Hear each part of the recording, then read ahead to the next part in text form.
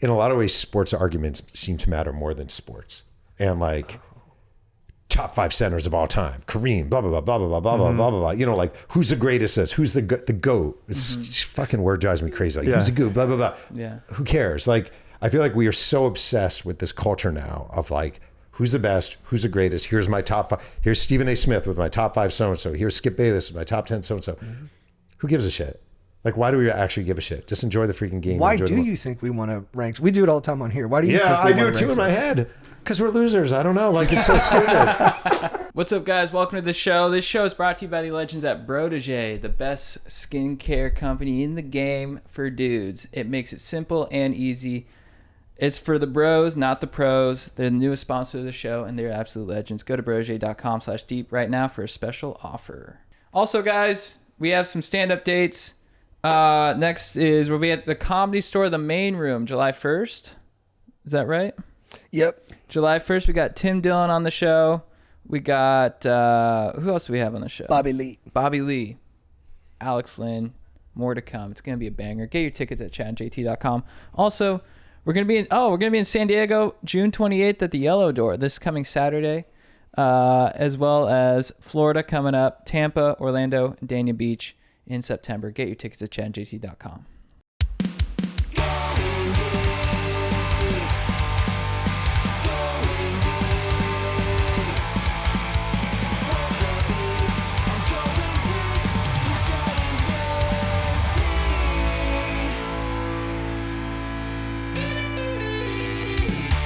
Like TikTok has like been a game changer for my career. You're so good at like it. The weirdest shit. All I do is like, I'm not good at it. That's a funny thing. I think I'm bad at it, and that's actually helped me be good at it. Like, right. I don't do any effects whatsoever. I don't splice any videos up. People like that. I don't do it. They think it's authentic. I don't know. But weird. Your oratory skills are good. Like the way you lay out the stories is really easy to listen to. Yeah, I appreciate it. But yeah. I mean, if we're cooking, my favorite one, this is Jeff Pearlman, by the way, guys, sportswriter extraordinaire. We're so excited to have him on the pod. We're geeking. Do you want to do the formal? I kind of just want to dive in. Oh, let's go. Yeah. One of my favorite ones is a story you told about Walter Payton and Mike Singletary. I really admire both those guys. They feel like the embodiment of like the football spirit to me. Yeah.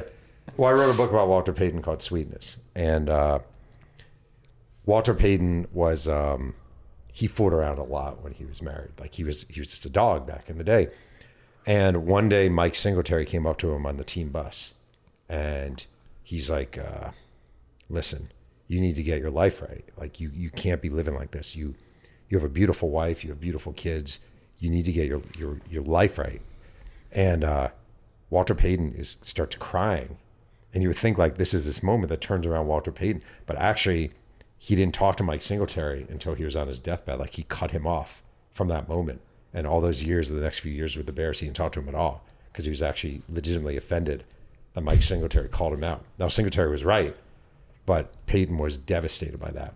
And when Peyton was dying of cancer and he was home and Matsui, his teammate, was bringing people back and forth to see him, Mike Singletary said to Matsui, "Can I see Walter?" And he checked with Walter and Peyton said, "Yeah, I'll see him." And they kind of patched things up.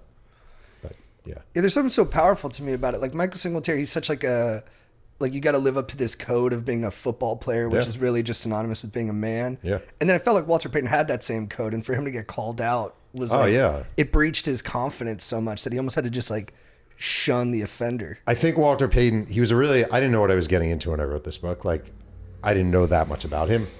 And I remember something happened early on. He has a brother named Eddie Payton who also played in the NFL. And Eddie was the golf coach at Jackson State. And this is about 10 years ago. And I went down to see Eddie and I was like, so is your brother as just great as everyone says? Because everyone just has this thing about Walter Payton. And he was the first one who tipped me off. He's like, yeah. He's basically like, we all have our skeletons. And I was like, uh-oh. And, Walter Payton was in many ways a wonderful guy. But like all of us, like a lot of flaws, and Yeah, because the Man of the Year award is named after Walter Payton. And I'm not saying it's worthy. Like he died young, and thing about Payton. All right, so Payton at the end of his life had a lot of problems. I'm 99% certain. Had they checked his brain for CTE, it would have been severe, and they didn't. He died just before they started really doing that. But at the end of his life, he was severely depressed. He was calling people with a gun to his head saying, "You're not going to see me tomorrow morning." he had a child out of wedlock who he took financial responsibility for, but had nothing to do with. And the kid lived about 2 miles away. He didn't live with his, he had a mistress who he, crazy thing is, Hall of Fame ceremony, Walter Payton's getting inducted to Hall of Fame. His wife is in row 1 and his mistress is in row 3. And the whole week, Walter is freaking out. Everyone's like, why is he so edgy? He seems so edgy all week. And it's because he didn't want the two of them to meet. The wife, Connie Payton, goes up to his agent and says, I want to meet her. And the agent plays dumb at first. She's like, what do you mean? And she's like, I want to meet the woman. And they sit in a hotel lobby after the induction ceremony. So it's Connie Payton and this woman, Lita. And Connie says, you can have him. I don't want him. And that happened at the Hall of Fame. So Payton all week was on edge because he was freaking out about his wife and mistress in the same. Yeah. So a lot of your books, so I've read 3 of them, and a lot only of three? it's... No, just kidding. I was trying to read the USFL one before we talked today. You didn't read the Roger Clemens book that 5 people bought? I cannot believe it. It's very hurtful. No, I read Gunslinger. We covered 2 of them on a podcast. Yeah. We talked about 3 Ring Circus and Boys Will Be Boys. Boys Will Be Boys. Yeah, those are fun. They're great. Amazing. Thank you. And you know, one of the great part about your books is you always you come out of the gates with just a great story every time. Well, Or you like kind a of have quote. to. You kind of have to. Like, I think the start of the Cowboys one is there's a lot of things you dude. can do in this life, but one thing you can't do is stab your teammate in the neck with scissors. It is true. It is true. Unless you're Mike Irvin, I guess. Yeah. Exactly. You can if you're Michael Yeah, Irvin. you can. I'll tell you the funny thing about that is, so that was an incident that happened. Cowboys used to bring in a barber to training camp because where they trained, it was very hard to find someone who did black hair, which is a problem for any black kid growing up in America in a white town. You can't find a good barber. And they bring a barber in. And the Cowboys had a offensive lineman named Everett McIver who went to get his haircut. And Michael Irvin goes, seniority. And Everett McIver, I think, was in his 2nd year. And he's like, all the offensive linemen who are in the room are like, I can curse here, right? Yeah. Yeah. Are like, just checking. All the offensive linemen are like, fuck that. Don't get up. Don't get up. Mm-hmm. And Irvin's like, seniority. And Everett McIver's like, fuck you. And he's refusing to get up. And they start getting in a pushing match. And Michael Irvin grabs the barber scissors and stabs him in the neck and drags it along. And blood is spouting everywhere and blah, blah, whole thing. It's a crazy scene. And Michael Irvin at the time was on probation. So if that had gotten out, he's going to jail. So the Cowboys never reported it, gave Everett McIver a nice payoff. The moment I knew, like, you have these moments as a writer where you're like, yeah. Darren Woodson was a really good safety on the Cowboys at that time. Lovely guy. And he called me and he goes, when the book came out, he goes, Jeff, how the fuck did you get that? Like, how did you find that out? Mm-hmm. And that's when, when players on the team are like, Right. holy shit, that was supposed to never get out. You feel pretty good about yourself. It felt like to me too, like you liked the Cowboys guys a bit more than the 3 Ring Circus Lakers guys. Like I felt more of an affinity for them. I mean, you can't go wrong with cocaine and hookers when you're a biographer. When you're a writer, it's just true. Like there was so much color. They were having so much fun, and I felt like you had a real respect for Irvin, that he was able to be such a wild man, but then on the field he was so accountable. I think he's one of the most unique characters in modern sports history, where he was using drugs and he was womanizing left and right, and he was out late every day. But I've never seen a guy like this ever. Somehow he demanded accountability at the same time, and like teammates fed off of him. And the leader of that team wasn't Troy Aikman and it wasn't Emmitt Smith. It really was Michael Irvin. At the same time, he's living this crazy ass life off the field. So I found that fascinating. Would you say he's the best of all the athletes you've ever covered at choreographing an orgy? It's got to be top 5. There's got to be top 5. Mahomes is really good at. No, I'm just kidding. I'm just kidding. If you're going to choreograph an orgy, call Mike Irvin. He's your guy. Dude, that's hilarious. Having the other athletes talk about, like, yeah, he was really skilled at it. Like, they all kind of were like, no one was like, what are you talking about? Everybody was like, No. yeah, he had a real skill for putting people in a position that made sense physically. The thing is, I mean, if you have a talent, you have a talent. Yeah, no, I respect it. Yeah. I'm smiling He's ear drawing to it up. ear. He's like, oh, the X goes here. We got an option route over here. 3 steps to the right and then slam. You gotta cut. You gotta cut. That whole team, I'm the gonna need to block. The best teams are the teams, like, in hindsight, that own it, right? And like the 90s Cowboys and the 86 Mets are the 2 teams I've written about where they really viewed it's like talking to someone 15 years after they were in a frat, right? And instead of being like, you get past that awkward stage. So maybe 2 years after you're in a frat, you don't want to tell the story about the time you threw up on the blah, blah, blah, blah, blah. But 15 years later, you just find it really funny and fun and endearing, and you actually relish those times. And I love the players and the teams that own that. And the 86 Mets guys mostly own that, and the 90s Cowboys owned it. Right. Yeah, that is sick. How do you find, like, who do you go to for the, like, who are your sources to find out these stories? Like, do you interview players? Like, what's your method for? So my thing is, and I learned this at Sports Illustrated, like, there's a writer named Gary Smith, this great writer, and he used to say, always make the extra call, always make the extra call, always make the extra call. So like we talked before that, I have a Tupac book coming out, and I interviewed 650 people for this book, right? Dude. So like, just as an example with Tupac, like I'll find his high school yearbooks, and I will make a file for literally every single person in the yearbook, not just every person in his class, every person in the yearbook. And you reach out. So for like a cowboy book, the first thing I do when I'm working on a book is I go to eBay and I buy every media guide. So all these teams have media guides, and those media guides list everyone. And yeah, they have Trey Aikman and Emmitt Smith and those guys, but the people who are the most important, the big secret to it all is it's like the fifth wide receiver. It's the running back who was in training camp for 3 weeks. I always say, like, the running back from Delaware State who was in camp with the Cowboys for 3 weeks is going to remember everything about his experience there, even if Emmitt Smith has no memory of that guy whatsoever. Right. So like, it's not about just getting the big guys. In fact, the big guys have told their stories. Magic Johnson has been interviewed 1 million times about the Showtime Lakers. Wes Matthews hasn't. You know, like, so I'm big on finding like the little guys, the secretaries, the ball boys, the equipment guys, like just digging deep and finding everyone who is there. And they're going to protect the narrative less. Yo, 100%. Number one, time makes people less protective of a narrative. But number two, like, they're just thrilled you're calling. Like, they're thrilled you're calling and talking to them. And like, they want to talk. This is the best time of their life. So that's kind of my... And so is someone like Tupac, who's been so covered in media, whether it be documentary or books, or even, I think he had like a full feature-length film made about him. What's something you think was missing from all those narratives that you found in your story? So I think on a whole, I think the thing that people miss about Tupac, and this might be a little obvious, but I don't know.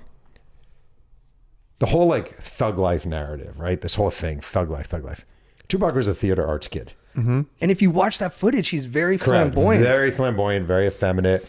He went to the Baltimore School of Performing Arts. Then he went to TAM High School in Northern California, and he was part of the arts program. And he really was playing this role. Like he was. And he's like all the conspiracy theories about how he died, all this stuff, blah, blah, blah, Diddy and Biggie and blah, blah, blah. Like he just was a guy who started to believe his own hype about being a gangster, and he wasn't. And like, he signs with Death Row and he signs with Suge Knight, and he has all these guys from the Bloods surrounding him, all these guys who live this life, and he starts to believe it, and he starts to think he's part of it, but he's not. And I interviewed a guy from the Mob Pyrus who was like, Tupac's death is the dumbest shit of all time, because he died because all these guys sold him this lifestyle idea, but he wasn't it. He couldn't fight. He had no athleticism. He didn't know how to shoot a gun. He wasn't that guy, but he started to believe it. He method acted it. 100% method acted it. I guess the one moment for me, like, because I really admire him, because I felt like he could embody any part of himself, Correct. like 100%. Sure. And there was an authenticity to it. Even when it was ugly, he was like fully in it. But like when he got shot those 6 times in the studio, like he did throw up the bird on the way into the ambulance. So it's so funny. First of all, he wasn't shot 6 times. That was a myth. He was shot 3 times. Oh, still pretty good though. Sure. Yeah. No. Yeah. It's funny. It's really interesting. I interviewed a shitload of people from that incident. That was at Quad Studios in New York City. He's put into the ambulance, and I interviewed one of the EMTs from the ambulance. And Tupac did that twice. He put the finger up twice. The first time was he saw Biggie standing there, and he gave him the finger. And that whole thing that Biggie orchestrated this is total bullshit. It's just not true. It's just factually untrue. The second time, he gives a finger to one of the EMTs, and the other EMT guy says to Tupac, he's like, Tupac, we're literally trying to save your life here. Why are you doing that? And Tupac immediately apologized. EMT told me, he was like, yo, man, I'm sorry, blah, blah, blah. And like, it was almost like living this kind of thing where it was like on autopilot a little bit, you know? Interesting. Yeah, very bizarre. And a very bright guy, right? Like when they found his house afterwards, it was just littered with books on the floor. His writing was insane. His poetry was insane. He was writing at such a high level. I found all these letters he wrote to old girlfriends in high school that have never been shown before. And it's at a level like a million light years above his age. He was a brilliant, brilliant writer. I read that poem, A Rose from Concrete. It's beautiful. Beautiful. He's a beautiful writer. He was a beautiful writer. Even if you just listen to the lyrics, like I was driving over here and I was listening. He had a song on the, it's not one of his greatest songs, but there's a song called Life Goes On that was on the All Eyes on Me album. And it's a freaking beautiful, poetic, and it's probably his 70th best song. But he just was a brilliant writer. He really was he was more he was way more Bob Dylan than he was Eazy-E. Right. Yeah. And then so for you, when you're writing one of your sports books, do you find it more interesting, challenging, exciting to write about a team or an individual? Always an individual. I always regret the team books at some point, even though it winds up working out okay. Because the tough thing about team books is, I mean, I don't know, like 2000 Lakers, 2001 Lakers, 2002 Lakers, 2003 Lakers. Like, then they played Portland, then they played Houston, then they played OKC. Then, like, there is repetitiveness to seasons that you really have to snap out of. And the key to doing that is finding new characters and finding little characters who do things or little moments. But like, the risk is that it does get repetitive. And like the Lakers 3 championships. So I wrote a book, 3 Ring Circus, about the Shaq Kobe era. But I really can't tell you now sitting here. I mean, they beat Philly, then they beat New Jersey. Indiana was the first one, right? Indiana, Philly, New Jersey, I guess it was. But like, they all kind of blend together after a while. Mm-hmm. So the hard challenge for me is finding new characters. Like, how do you signpost those things so they feel distinguishable? Yeah, but just like, so then I'm like, all right, what's new here? Like the Lakers one year, they had this little shooting guard named Mike Penberthy. And he was this guy off the bench. He was a scrappy white guy. He was an NAIA player. And I was all about Mike Penberthy. And Mike Penberthy, that was the Iverson year. Penberthy, in the lead up to the finals against the Sixers, Penberthy mimicked Allen Iverson in all their workouts. And he became this, embodiment of Allen Iverson. So a lot of my focus turned to someone like Mike Penberthy. All right, that's interesting. Mike Penberthy is interesting. Maybe most fans don't give 2 shits about Mike Penberthy, but I become obsessed with him. So that kind of thing. I remember there was a cool story where he was coming to the facility and they didn't let him in because they're like, "You're not on the team, bro." Oh, and then his wife went on Twitter. Like I think his wife tweeted and let it out and stuff. It was kind of interesting. The best thing about Penberthy, the best thing about that era is Shaq by far, right? Oh yeah. And Penberthy shows up. He's from having a brain freeze on the college. It's a college in LA. It's an NAIA school that like his great grandfather founded. Anyway, Penberthy shows up. He owns one suit. He bought it off the rack at Nordstrom's. Shaq is like, "Yo, man, you need some suits." And Penberthy's like, he brings his personal tailor to Penberthy's hotel room, suits him with all these suits. Another time, Shaq, just unrelated. You guys remember Mark Madsen? Of course, Of course, the Mad Dog. Yeah, Mad Dog. He's a Mormon. He's a devout guy. They start flying, and when they're flying, wherever they go, Shaq is like, he'll go to the flight attendants. He'll be like, "Yo, are you a Mormon?" Because this guy here is like, he was like trying to be his Mormon matchmaker. Yeah, he was the best. Thinking about that Laker team too, I thought it was almost kind of like Tupac, where Kobe wasn't like a street guy, but he was trying to embody that to the league because he felt like that was the archetype that you needed to be. Yeah, very much. Was it hard for you? Because your book, I think, came out right after he passed away. It was finished before, came out after. And the book is really, I think, fair but hard on Kobe. Yeah. Were you at all nervous about blowback? Yeah, very much. Terrified.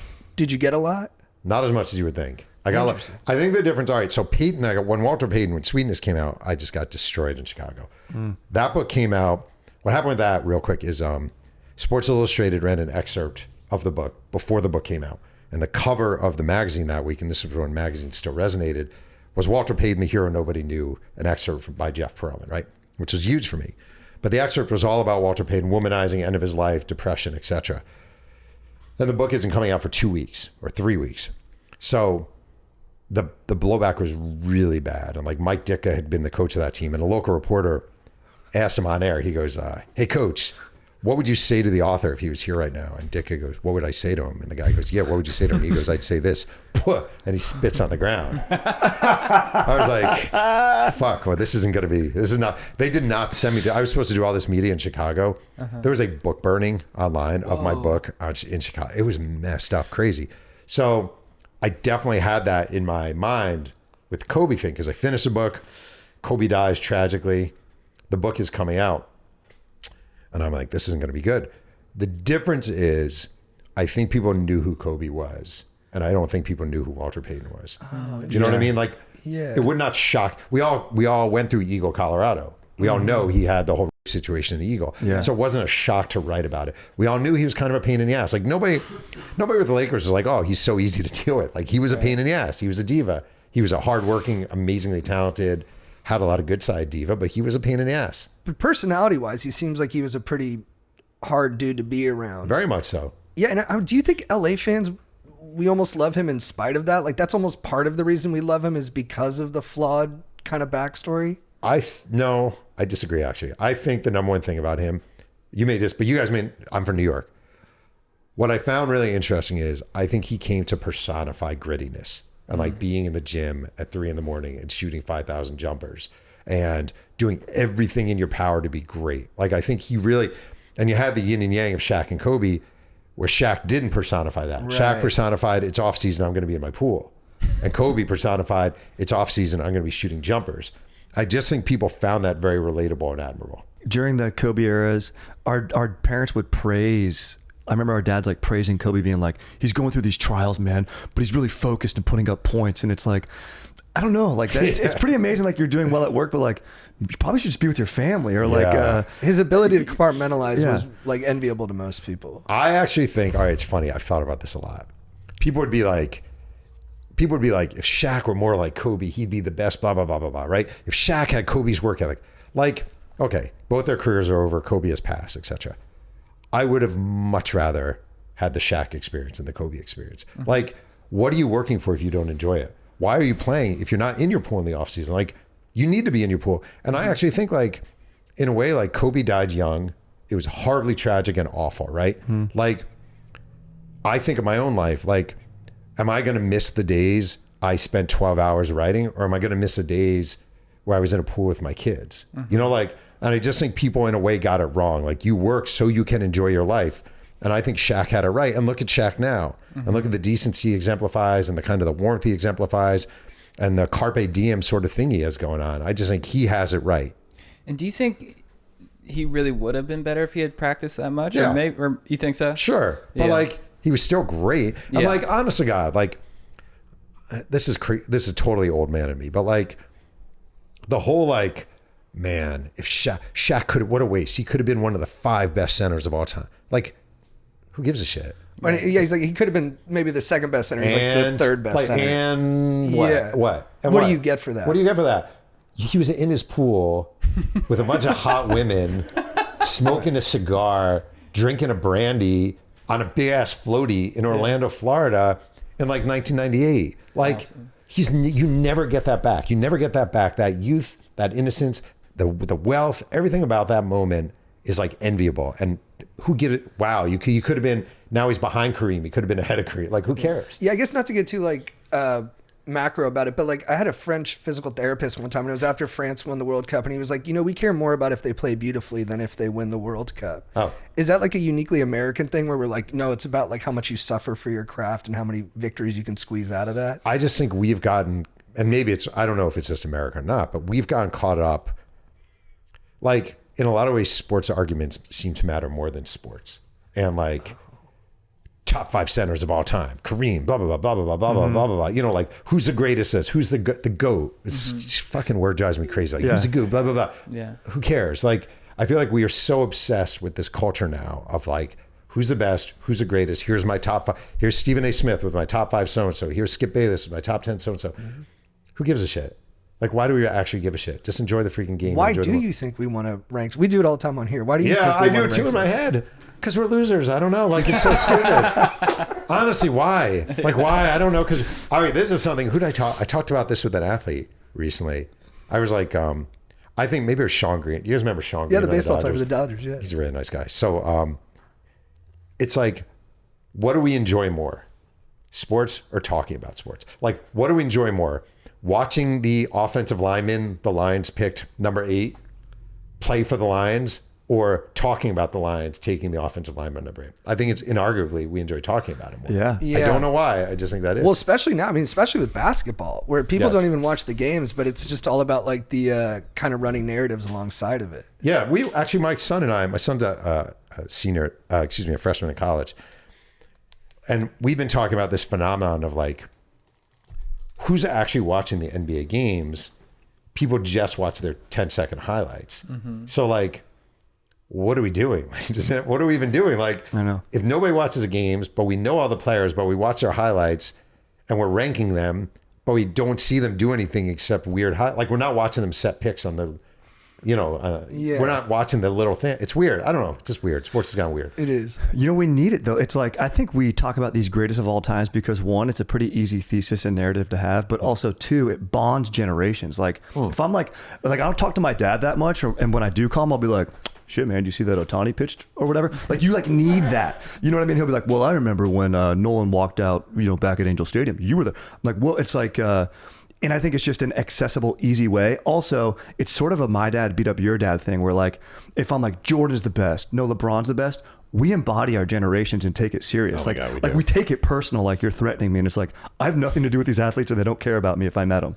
That's so funny. weird. And it is fun to get into the minutia of it too, where you're like, well, Jordan, like you were allowed to hand check on D, and you're like, oh, but you weren't allowed to play zone defenses, so they Yes. could clear out for. And so it's fun for me as like a nerd to just get into the minutia of that and be like, who actually had it easier, who's the more skilled, and to me it feels like the guys today are more skilled. I don't know what the virtues were of those 90s players that would differentiate them in a better way from the players today, but I think there are some there. My favorite thinking is this. All right, I love this. If you took the best Larry Bird Celtics team, okay? 86. I'm going to make an argument. People are going to disagree strongly, okay? You take the 86 Celtics. You got Bird, you got Parrish, you have Johnson, you have McHale. It's a great, great team. And you travel them through history, okay? They go time travel and they arrive at the Brooklyn Nets arena and they have to play the 24-25 Brooklyn Nets. They get smoked. Yeah. They get absolutely smoked. They will lose that game by 40 points. And I'm not saying they don't get training, they don't get time. We're just taking them and we're putting them now. They get run off the court. The athleticism, the size, the pool, the talent pool is so international now. They would just get smoked. But do you think the cream of the crop from that era, someone like Larry Bird, if he was given like maybe a year to like be developed with the current training modalities, could keep up with the NBA guys? But I'm saying if you just took them, Bird, after the game, he's drinking 3 Schlitz. Like when I was covering baseball, I covered baseball at Sports Illustrated back in the late 90s. That was your beat, right? That was the story around the most day to day. Yeah. Late 90s, early 2000s. Like those guys were still like cracking beers in the clubhouse after games, Awesome. Still. Now it's a non-thing. Like it does not exist. So like the way people took care of themselves is just so different. What's different about baseball players' personalities versus some of the other big sports? All right, so I have to date myself a little. This goes back to when I was covering it mainly. Baseball players were the worst. They were terrible. They always are kind of the biggest dicks. Oh, they were so bad. And but I was covering them in the steroid era, so they were like really moody in hindsight and really prickly. And like there's no worse place for a writer than a Major League Baseball clubhouse. So clubhouse would open 2 hours before game. And let's say you're covering the Cincinnati Reds and you need like whoever, their second baseman back in the day, Pokey Reese. Love Pokey Reese. You remember that? Do you remember? Just a great name, great guy, great name. Weirdly, they had a shortstop named Gookie Dawkins at the same time. So Pokey Reese and Gookie Dawkins is pretty freaking good. Neither one was that good of a player. Baseball has the best names, yeah. for sure. So I would, you'd enter the clubhouse and you'd be standing there and you are the nerd with the cool kids. Like you are the nerd with the cool kids. You have your stupid badge around your neck and you're wearing your discount rack clothing because you can't afford how they dress and you're waiting. And maybe Pokey Reese sees you waiting and he knows you're waiting for him, but he pretends to be doing something. Oh. The worst was Barry Bonds. Actually, I'll even tell you, the worst was Barry Bonds. I've never met a human being ever, before or since, and this includes Donald Trump, who he delights in your displeasure. Oh, like Barry Bonds was unique. He delighted in your displeasure. We would wait around his locker. He had a chair like this, like bigger than this leather recliner, right? He'd have 4 lockers. He was in front of 4 lockers at the end of the Giants clubhouse. So he had his own area. He had a big ass flat screen TV in front of it. He had his own masseuse in the clubhouse. He had 2 publicists of his own. He had his own photographer and this little guy named Stevie. And I don't know what Stevie did. He was a little guy. And you would walk up to Bonds, okay? And Bonds would know you're there because it's after a game. And you'd have his back to you.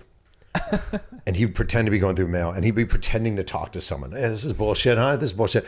And some reporter would be like, hey Barry, you'd have to throw some softball at first. So you'd be like, hey, Barry, so that home run you hit off Ortiz, that was a good shot. And he would pretend not to hear you. He'd pretend not to hear you. He'd sit there and just go like this. And then some other reporter would be like, hey Barry, was that a fastball or a slider? You know it was a fucking slider. You know that was a fucking slider. So what do you think of that pitch? What did I think of that pitch? It was a fucking bullshit pitch. Why are you throwing that to me? I'm Barry fucking Bonds. And like slowly he would open up, but you had to work. And you had a deadline. He knew you had a deadline. He knew you were human beings with kids and wives and husbands and you had work to do and he didn't care. Do you think that arrogance helped him in his craft? Sure, but he was such a dick. Like, I would never want to be him. And I used to think at the time, this will come back. I swear to God, I wrote a biography of Barry Bonds. This will come back and bite you. Like, one day this will come back and bite you. And it has, because nobody wants him to work for them. Will you tell his ASU story? Yeah. Well, all right, so Barry Bonds played at Arizona State. And I think it was his freshman year. They were on a road trip in Hawaii. And the captain of the Sun Devils was another outfielder named Oddibe McDowell. Great name. Yeah. Really good guy. Played with the Rangers later on. And Barry was late for something. And Oddibe McDowell, as a captain, pulls him aside and says, hey, Barry, you got to stay after and do extra running or something. And Barry Bonds says, fuck you, I ain't doing shit.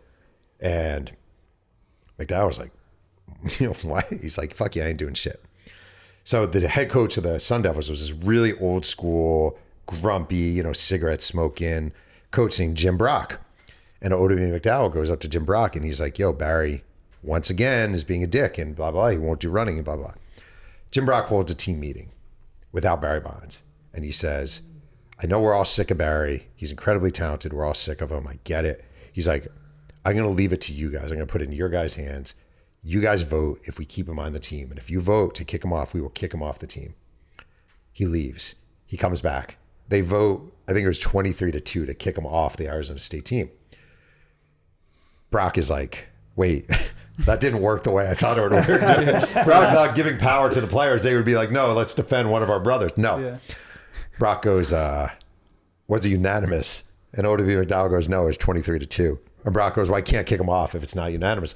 And Jim Brock lost the team that day. He truly lost the team that day. And Bonds went on. I mean, he was probably right. Like, Bonds was an amazing player. He's just a monumental asshole. They wanted to kick off the best player in the country just because he was so hard to... There's an old Andy Van Slyke. Andy Van Slyke was a teammate of Bonds with the Pirates. And when Bonds left for the Giants, Andy Van Slyke's quote, which I love, is, I would rather lose without him than win with him. Whoa. Yeah. And the better quote, there's a team photographer for the Pirates named Pete Diana.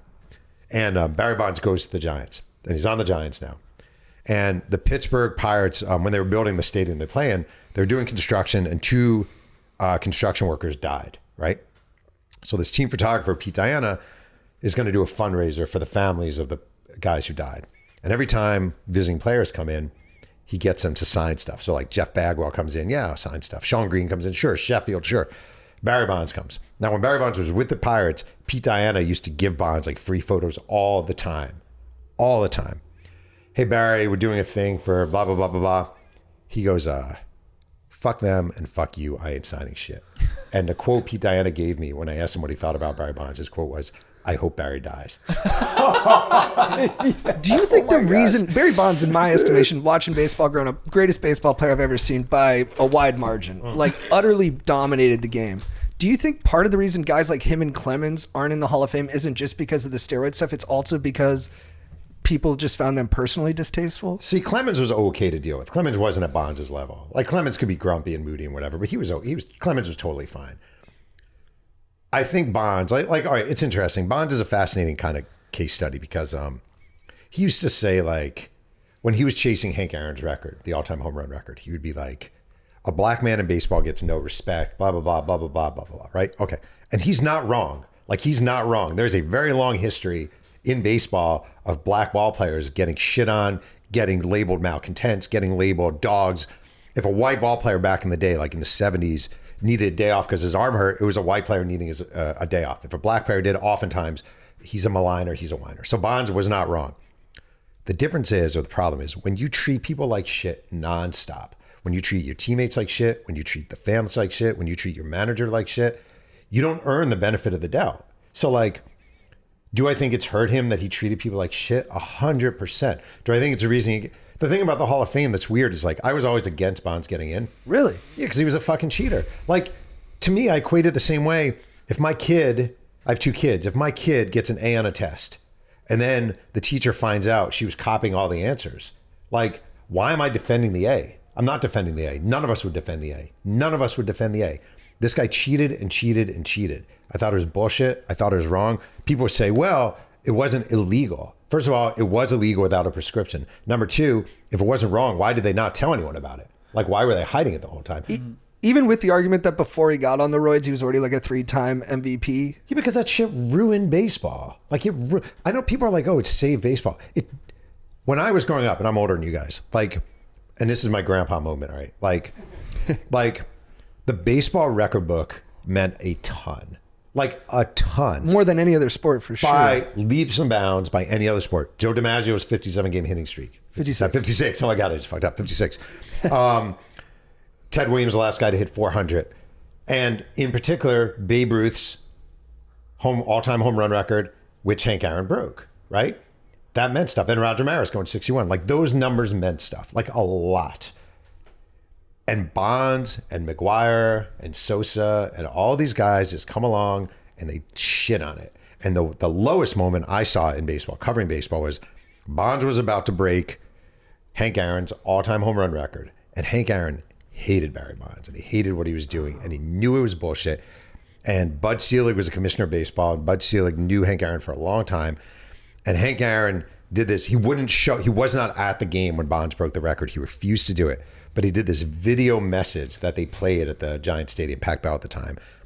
And it was just like sad. It was like sad. Like Hank, this is the thing, honestly. Hank Aaron was getting death threats when he was about to break Babe Ruth's all-time home run record. Literally, N-word, blah, blah, blah, blah, blah.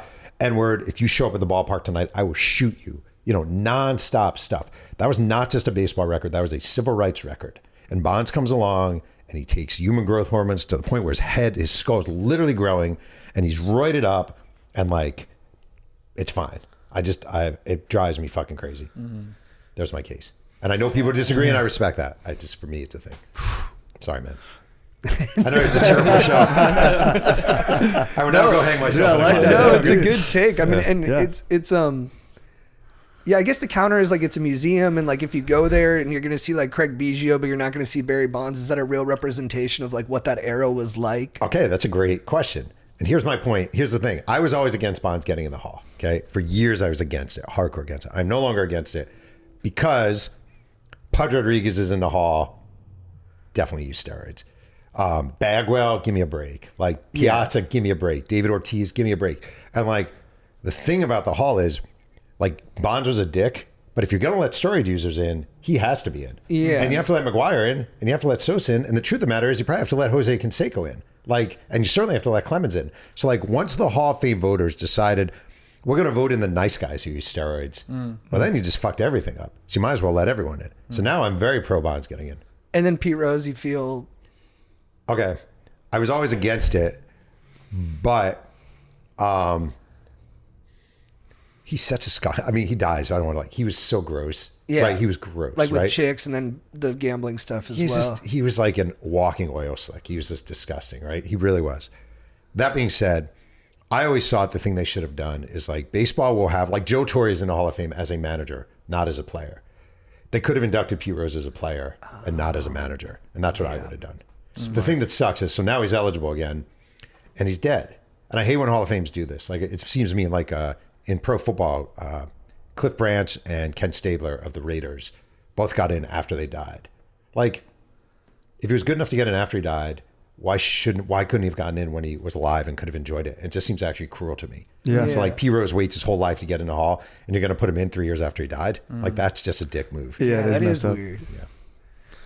Yeah. And the other guy, it seems to me, was like your favorite. I reading you was like Michael Irvin. Yeah. And I came away. When we read it, we were like, dude, Michael Irvin's a fucking man. I think he hated the book though. I got Really? Yeah, I don't know. Well, because he's like a pastor now, right? So is it just that it? I guess if you think about it, like the thing is, like I understand, like we come along, like scissors to the neck is probably the lowest moment of his life, and it's like the first 5 pages of my book. So I can, But like, I don't know, like some of the stories, like where he wanted to be running the basketball team because that was like So a good funny, vessel dude. for partying, and then there was another guy who was the captain. Michael Irvin was like, just fight me, and whoever wins is the captain. And then he just beat the dudes up. Like he had such a gladiatorial spirit, but it felt fair and honest that you couldn't help but like kind of look up to him. But the other guy that I feel like was your guy is Rickey Henderson.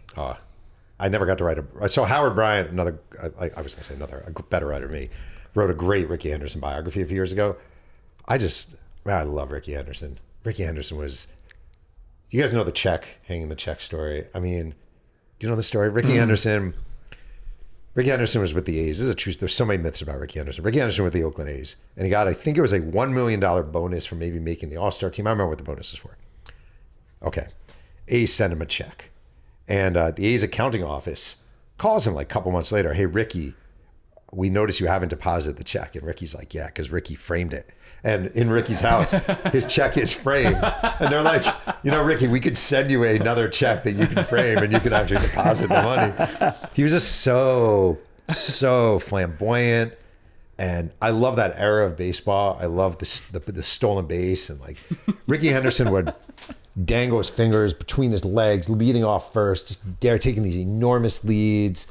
He was, to me, he's the best baseball player of all time. And one of the craziest athletes ever. Like, I mean, because he was like top 3 in steals in his 40s. Yeah, he was ridiculous. And Stole he was 130 bases one year. He was a leadoff hitter, right? And that's what was special about him because he was, as a leadoff, had his batting average, which is insane. It's not even so that. He's not protected or Honestly, something? it's not even that. I'm telling you. You had to be there to see it. It's worth doing a YouTube search for Rickey Henderson highlights.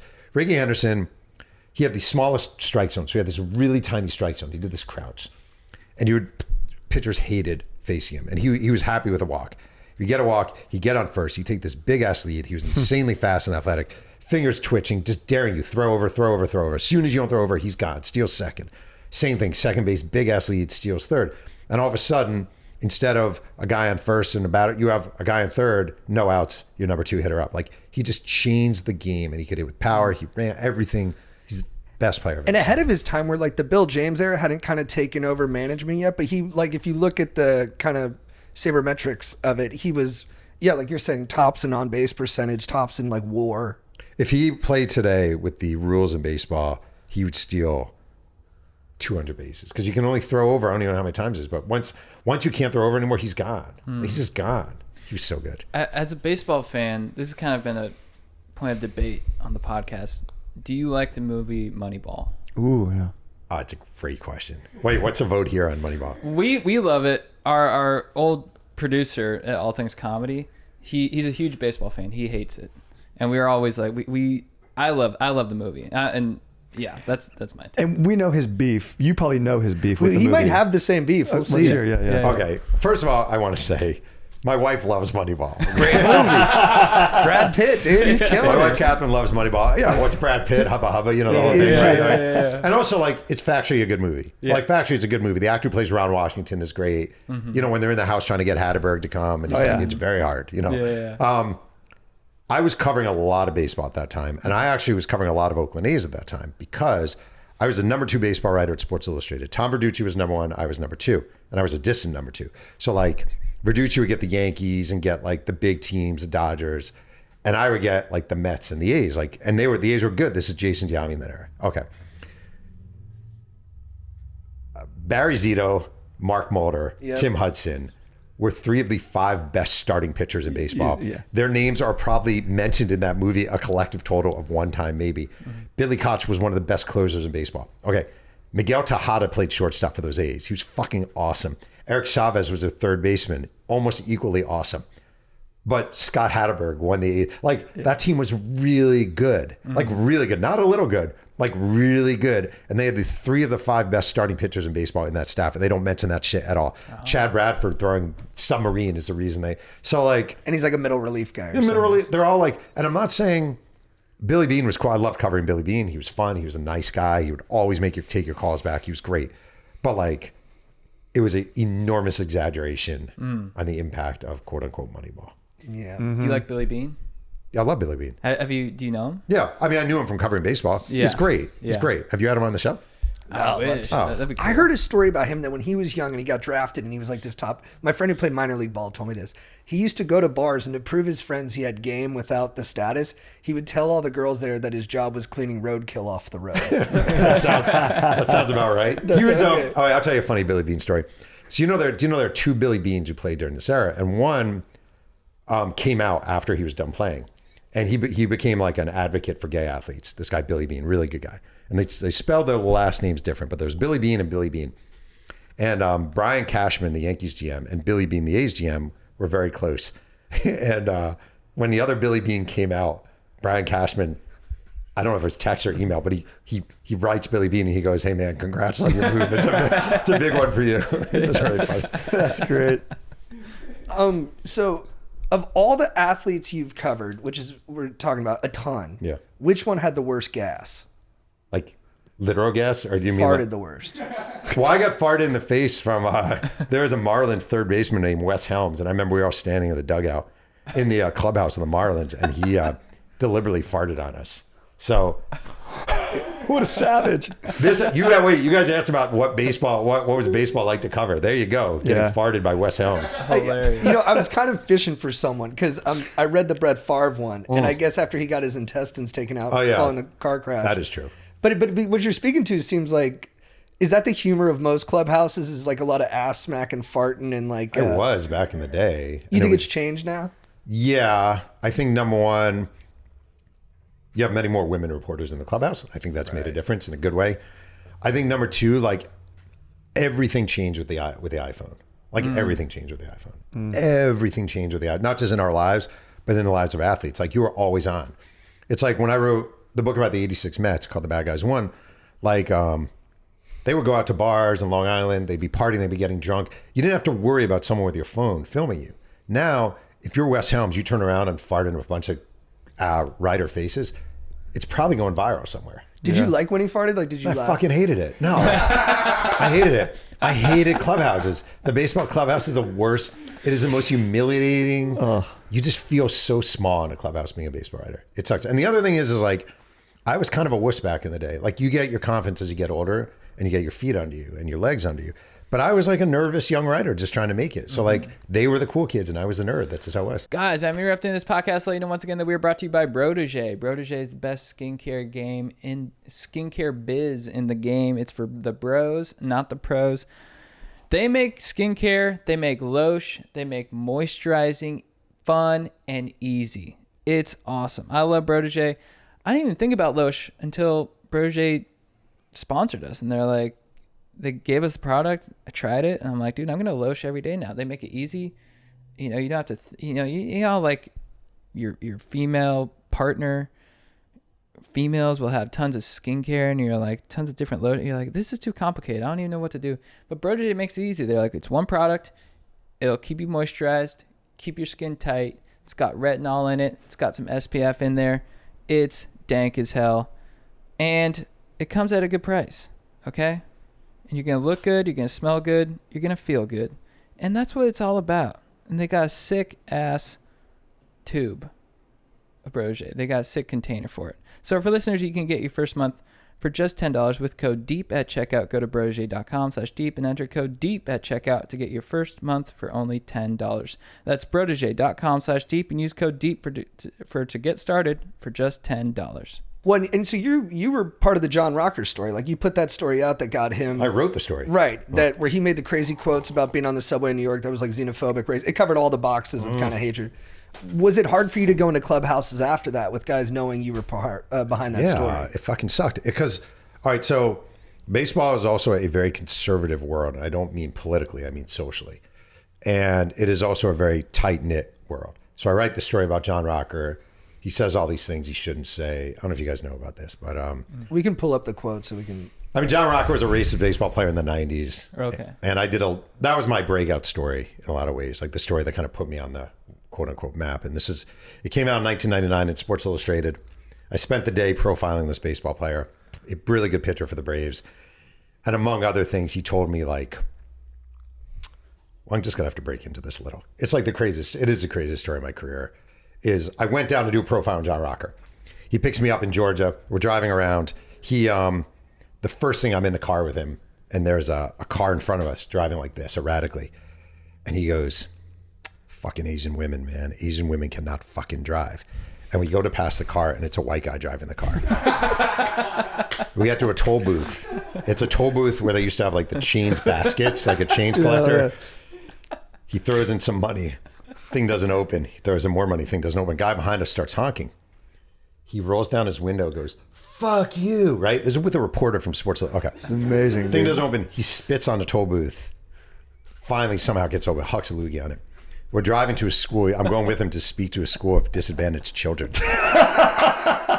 This is amazing. You know, it's like my money story in life. This is like really, Eastbound and Down or something. He's based on him. Kenny Powers is based on he John really? Rocker. Powers Are you is serious? based on John Rocker. That's unbelievable. hilarious. Okay, there you go. It's all coming together. Oh my gosh. Yeah. So we're driving to this school to talk to disadvantaged kids. Oh my God. I also just want to say, to preface this, I called to set up this interview with John Rocker, and his agent, I was like, hey, I want to come down and hang out with John Rocker. He's like, oh man, you're going to fucking love John. He's the best. You're going to love this guy. It's the best. We're driving this school for disadvantaged kids. Clearly a setup for like reporter with athlete story, right? We're driving there. I'm like, so do you like speaking to kids and disadvantaged kids? He's like, fucking man, I hate it, but I got to fucking do it. They want me to do it. I love his honesty. Wait, we get there. We're at this school in Bumblefuck, Georgia. They played. Do you guys remember? You're a little younger than me, but the Twisted Sister song, "I Wanna Rock." Yeah. Oh yeah. So that was his entrance song, because rocker, I wanna rock, right? Okay, this little school. He comes out. He speaks to him. Kids are like, yeah, he's good. John Rocker's good. We're leaving the school. It was the CD age still. There's the Twisted Sister greatest hit CD. He palms it and steals it from this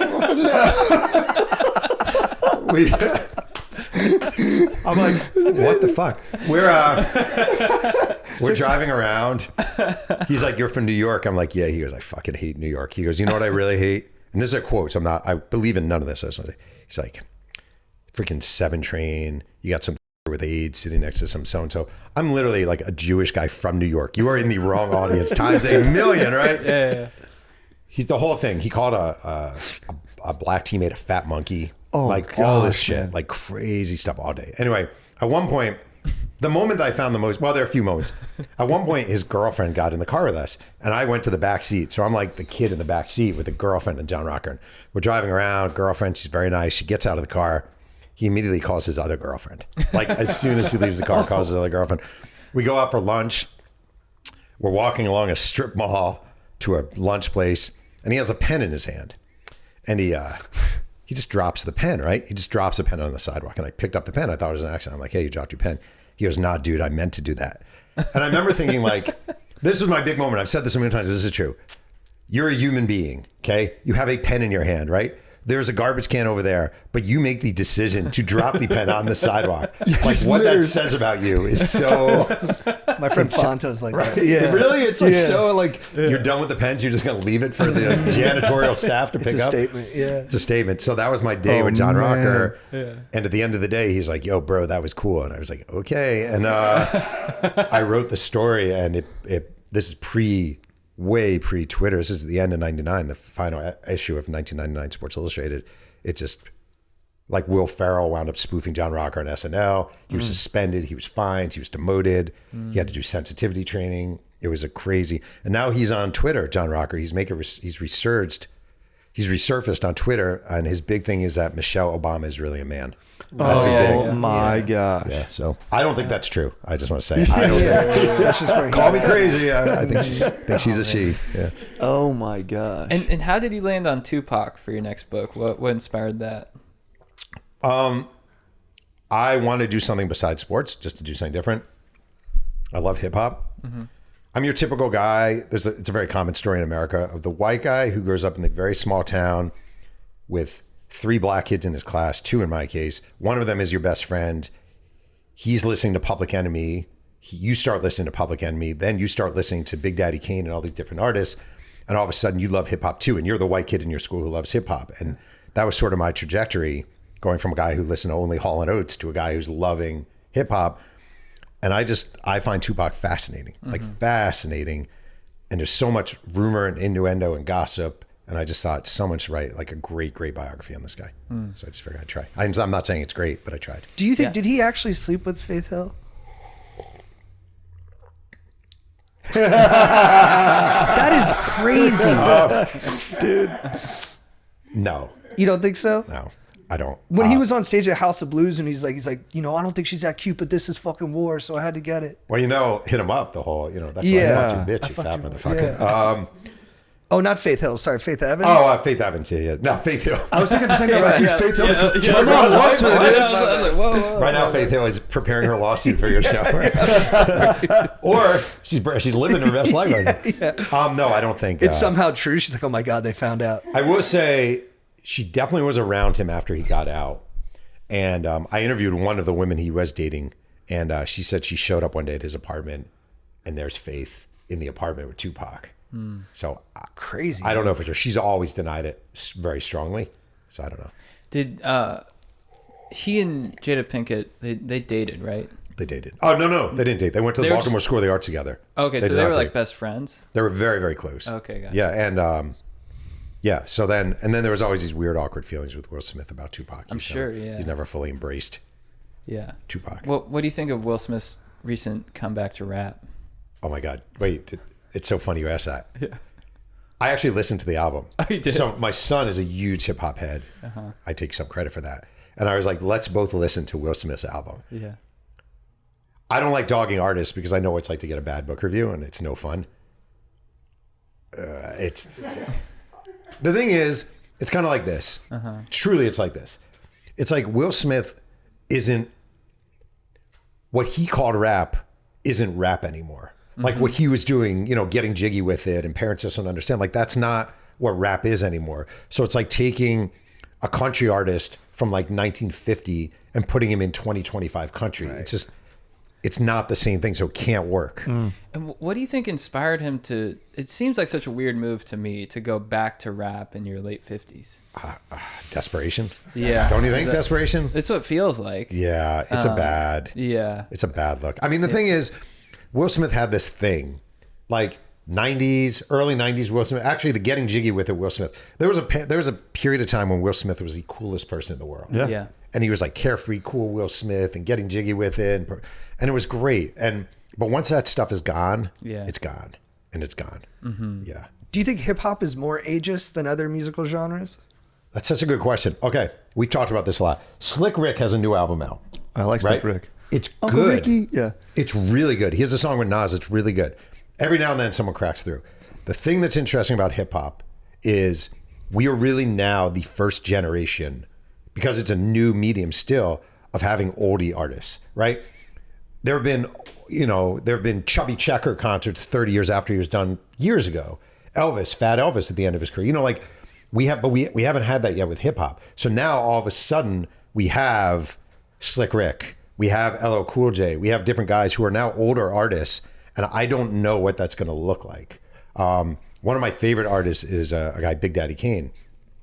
Big Daddy Kane was an amazing rapper, and I saw a quote from him somewhat recently where he's like, nobody wants new music from me, and I understand that. So I'm not going to do new music. When people come to a show, a Big Daddy Kane show, they want to hear I get the job done. They want to hear the songs I did in the 80s, and I understand that. And I think that's a safe and wise space. I don't think there's anything wrong with doing a new album, but it's very, very hard to crack through. To get a little conspiratorial, too, with Tupac, his mom was a Black Panther, and she had a famous court case where she Panther 21. Yeah, she defended herself and did a really good job. Yeah. Did you see that there was any government involvement or oversight with Tupac? Were they watching him? And then you also hear now about how the government would pump up abstract expressionism to help thwart communism somehow by spreading American ideas. Did you see anything one way or the other with his music that way? No, but I think So the Panther 21 trial, basically Tupac's mother, Afeni Shakur, was a Black Panther. And it's a long story, but she was living in New York City, and the government planted these informants with the Black Panthers, accused them of doing all these things they weren't really doing, put them on trial in New York City. There are 21 Black Panthers on trial. A couple ran off to different countries. But Afeni was assigned a court order attorney, and said, no, I'm going to defend myself. And Afeni Shakur at the time was pregnant. She was 21. She was a high school dropout, and she won the case. It was amazing. People should be learning about Afeni Shakur in school, and they don't. I had no idea who she was before I got into Tupac. It was amazing. And she was rightly incredibly paranoid throughout her life. Wouldn't walk the same route twice. Covered walls with peanut butter so you couldn't get fingerprints, like all these kind of things. That paranoia 100% filtered down to Tupac, like 100%, where he was nervous about everything. He did a movie with Jim Belushi called Gang Related. Yeah, he's good in that. He's great in it. Movie's not great, but he's great. Yeah. And he had a bodyguard with him the whole time. And I just talked to people on the set, and they were like, he was just always paranoid, always nervous. Who was coming to get him? What was coming to get him? Who's going to try to kill him? And that is what came down from his mom. But I don't think the government was tracking Tupac. And is that part of why he became that kind of like thug, devil-may-care dude? What do you mean by devil-may-care? Like, because it looked like he was living so out loud and like was so much like abrasive intensity that he was almost like, it was like he was going at the threat. That was his way of dealing with the threat, was like going straight at it. All right, so it's interesting. Someone, who was it who said to me? Someone said Tupac, and this is true, Tupac was terrified or was obsessed with death from a very early age, right? And one thing, so I spent a lot of time in Marin City, where Tupac spent his senior year of high school and time after. And it was this, back in the day, this crack-filled, like crack everywhere. His mom was a serious crack addict in Marin City at this time. And I interviewed a lot of the crack dealers from the time. Like, I tracked them all down and I sat down with them. It was amazing. It was just the best education of my life. And the one thing all of them said some variation of is basically there was this thing for black men at the time called the hill. And basically, are you going to live past the hill? And the hill was age 20. Are you going to make it past 20? Are you going to make it past the hill? And Tupac always assumed he would not. And he was always living this life assuming I'm not. And one of his friends said to me, he was always taking death on head first. And he was always putting himself in positions where he could die because he assumed he was going to anyway. The comp, weirdly, is Mickey Mantle. Mickey Mantle, famous Yankee. Mickey Mantle's dad and I think grandpa died very young. And Mickey Mantle always assumed he was going to die young. So he was drinking and partying and drinking and partying, trying to squeeze everything out of life because he just didn't think he would last. And I kept thinking of Mickey Mantle. It's a weird comparison when I was researching Tupac. No, but I get it. And I think you kind of feel that from both of them when you watch them. I mean, like Mickey Mantle told grainy footage and stuff, Yeah. but like when you hear old timers talk about watching him play baseball, I think there's something about the intensity they brought to life was like ephemeral. And that's kind of what makes them special. Yeah. I mean, the thing about Tupac, like, his death is infuriating. Like, his death is infuriating. He was raised by a Black Panther. He was raised with this really important and valuable idea of Black value, of Black empowerment, of Black pride, standing up for yourself, etc. Right? And he basically dies in Vegas after the Mike Tyson Bruce Seldon fight in '96. He's with a bunch of guys from Death Row, and they see this guy Orlando Anderson walking through the casino. And Orlando Anderson a few weeks earlier had gotten in a fight with a guy named Trayvon Lane, who was part of the Death Row crew. And Trayvon Lane sees Orlando Anderson walking through the hallway through the MGM because he's wearing an enormous XXL or XXL Dan Marino Miami Dolphins jersey. That's what Orlando Anderson was wearing. And this guy Trayvon Lane says to Tupac, "That's a guy who jumped me at the sporting goods stores." And Tupac's like, "That fucker?" He's like, "Yeah." Tupac walks up to him and goes, "Hey, are you from the South?" And the guy turns and Tupac just punches him. And all the Death Row guys come on and start kicking him and stomping on him. And then they run off, right? And like, I interviewed so many people about this. It actually still gets me. Like, what the fuck are you doing? Like, you're Tupac Shakur. You are surrounded by actual gangbangers there to protect you. Why are you beating the shit out of some guy in a gangbanger? And like, this is what's really interesting. So Orlando Anderson was a Compton Crip. So Orlando Anderson was gang affiliated too. He gets his ass kicked, right? He's with his guys, including Keefe D, his uncle. And he gets his ass kicked. They all know they got their ass kicked by Tupac. And they decide they're going to find Tupac, and they're driving around, and they first go to Suge Knight had a club in Vegas. They park outside the club. They're waiting to see Tupac there. They don't see him. Then they're just randomly driving around Vegas. Tupac is leaning out the window of Suge Knight's car, hollering at women. And Orlando Anderson's like, holy fuck, there's Tupac. And they pull up on him and shoot him. Jeez. And like, the thing is, the guiding thing that I interviewed one of Orlando Anderson's closest friends. And he said to me something that I just think is 100% true. He's like, you have to understand, Orlando Anderson could not come home having his ass kicked publicly by a fucking rapper. Like, by a rapper. Not a gangbanger, not a guy who'd serve time for blah, blah, blah, even though Tupac had served time. Like, by a fucking rapper. There would be no credibility. He would never be able to show his face again. So Tupac gave him no choice in the weird street kind of way, but to do it. And it was such fucking bullshit. And like, it still makes me angry because like, Tupac was not that guy, and he played that role. And I interviewed a guy, one of the guys, his name is Mob James, and he's a former Blood, and he was affiliated with Suge Knight. And he's like, he goes to me, you want to know why Tupac died? Because they fucking sold him this act. And like the guys at Death Row sold him this bullshit act that he was one of them, and he was a gangbanger, and he was a fucking theater arts kid, and he never should have been doing that. And do you think we're attached to the more conspiracy idea of his death because there's like a little more meaning and order in that? And also because like you have a lot of places that make money off of the conspiracies. I'm actually being serious. Like a lot of YouTube channels where it's like, here's the real story of how Tupac died. And they'll pay some guy who met Tupac once or was loosely affiliated with Death Row, and he'll come on and he'll give him $1,000 and he'll tell the crazy story about how Diddy did this and blah, blah, blah. But if you talk to people who are really involved and really new and were part of the Death Row inner circle, no one thinks Biggie had anything to do with him getting shot at Quad, and no one thinks that Diddy or any of those guys had anything to do with him getting killed in Vegas. In your research, did you see anything creepy about this guy, P. Diddy, that's in the news right now? Who's that? You mean Puff Daddy? Yeah, Puff Daddy. Yeah. He loves baby oil. I mean, isn't that the craziest part? Everyone's like, he's guilty. I'm like, how do you know? They're like, he had 80,000 gallons of baby oil. Like, has to be evil. I'm embarrassed to say that one of these songs my kids and I listened to probably 1,000 times when they were growing up is the Danity Kane song, "We in the Car, We Drive Slow," and that was a Diddy offering that I'll never get out of my head. You know what a showstopper? Danny Kane. Yeah. Aubrey Day, I'm a big fan of hers. Oh my god. She might have had some work done. I don't know if you know this. Dude, she's the only one who stood up to P. Diddy when you watch all that stuff. Yeah. Like, she's on record being like, you're a bitch, back the fuck off. Like, she wouldn't let him steamroll him. Yeah. But did you find anything like salacious about him in your research? No, it wasn't. No, the only thing was like, I looked into him mainly like in regards to Quad Studios because those are his guys there. But there was no...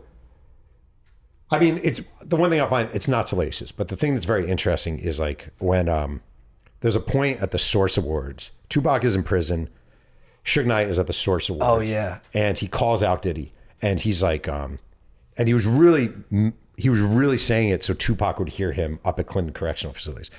And he goes, if you don't want a motherfucking whatever record, I don't remember what label, like label owner who's going to be dancing in your videos, come to Death Row. And that was a direct shot at Diddy. Now, the interesting thing is Suge Knight, a year later, is on the cover of the New York Times Magazine with Tupac and Snoop Dogg.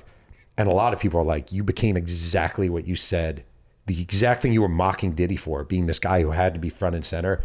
You became. And Suge Knight did become that. He was all of a sudden the guy wearing the red suits everywhere and threatening people, and like he became the exact thing he was mocking. There's some jealousy in there a little bit. You know what's cool? So that Source Awards, that's the same one where Snoop and Dre come up and they're like, you don't think we know where the fuck we at? Yeah. Like fuck the West Coast.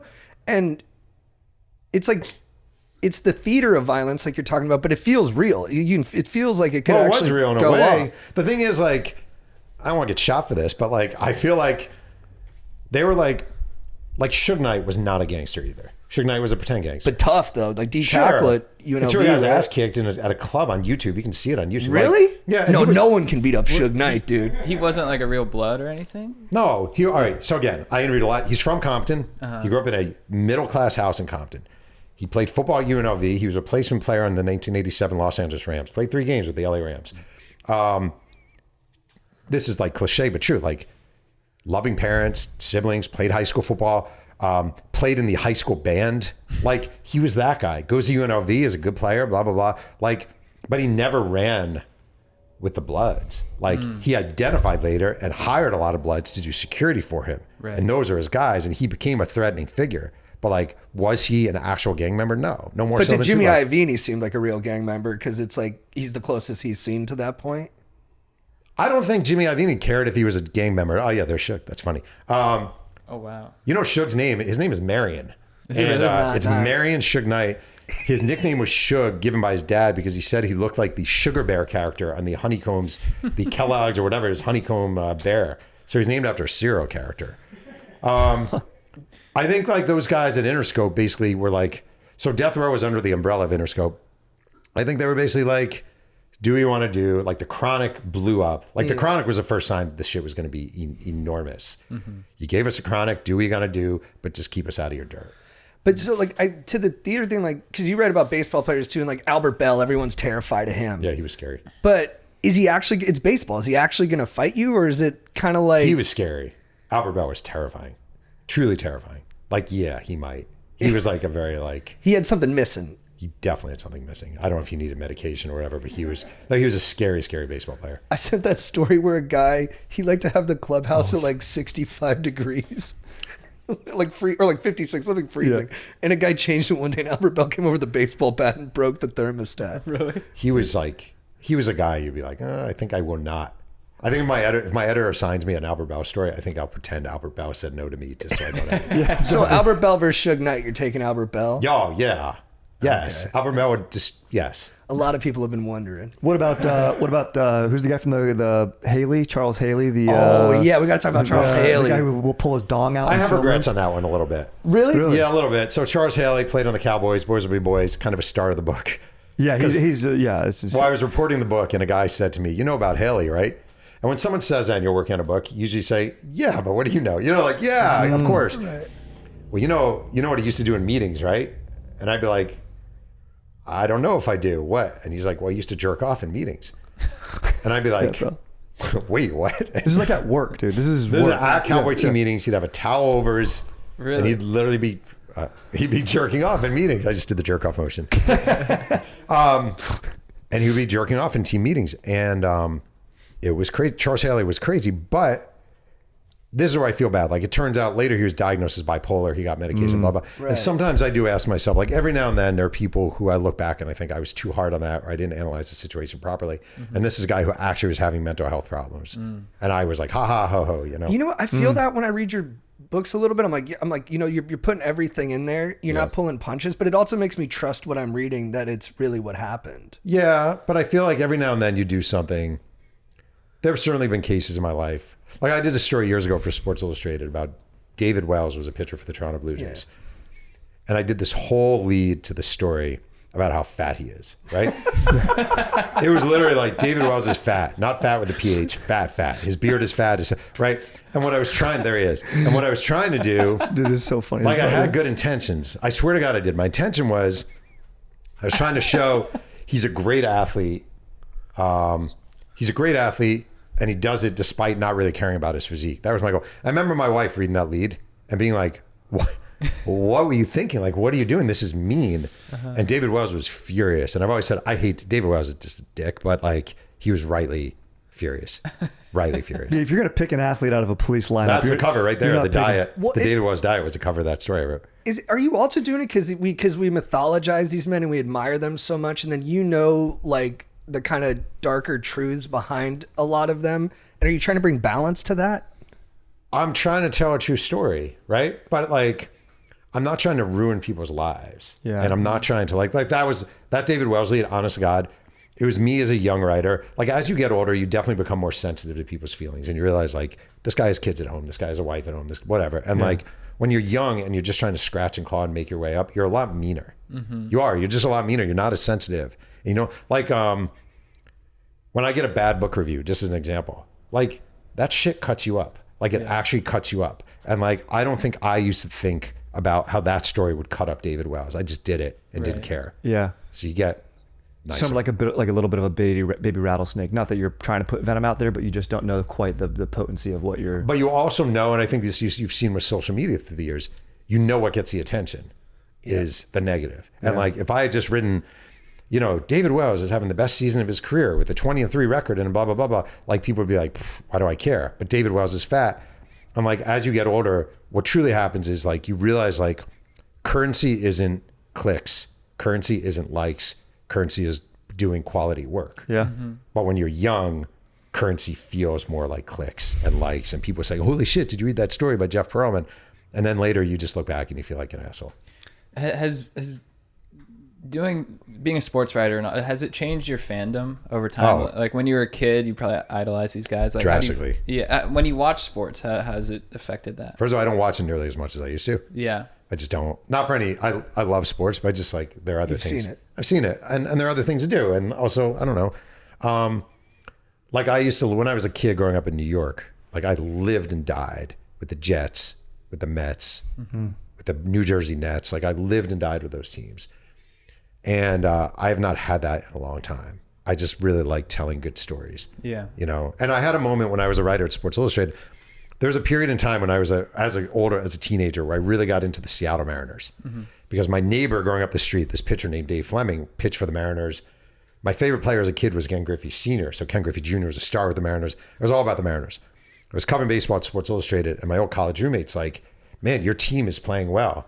And I was like I didn't equate the Mariners as my team anymore, so I wasn't even sure what he was talking about.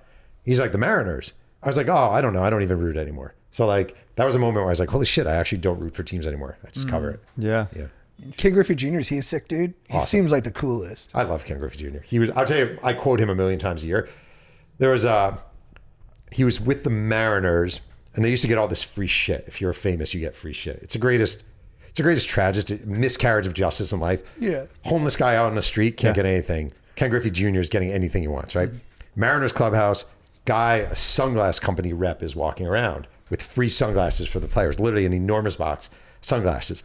I'm interviewing Griffey with a bunch of people. He pauses the interview, reaches in. I've used this quote a million times, and he goes, if it's free, it's for me, and I'll take 3. And he grabs out a shit on his sunglasses.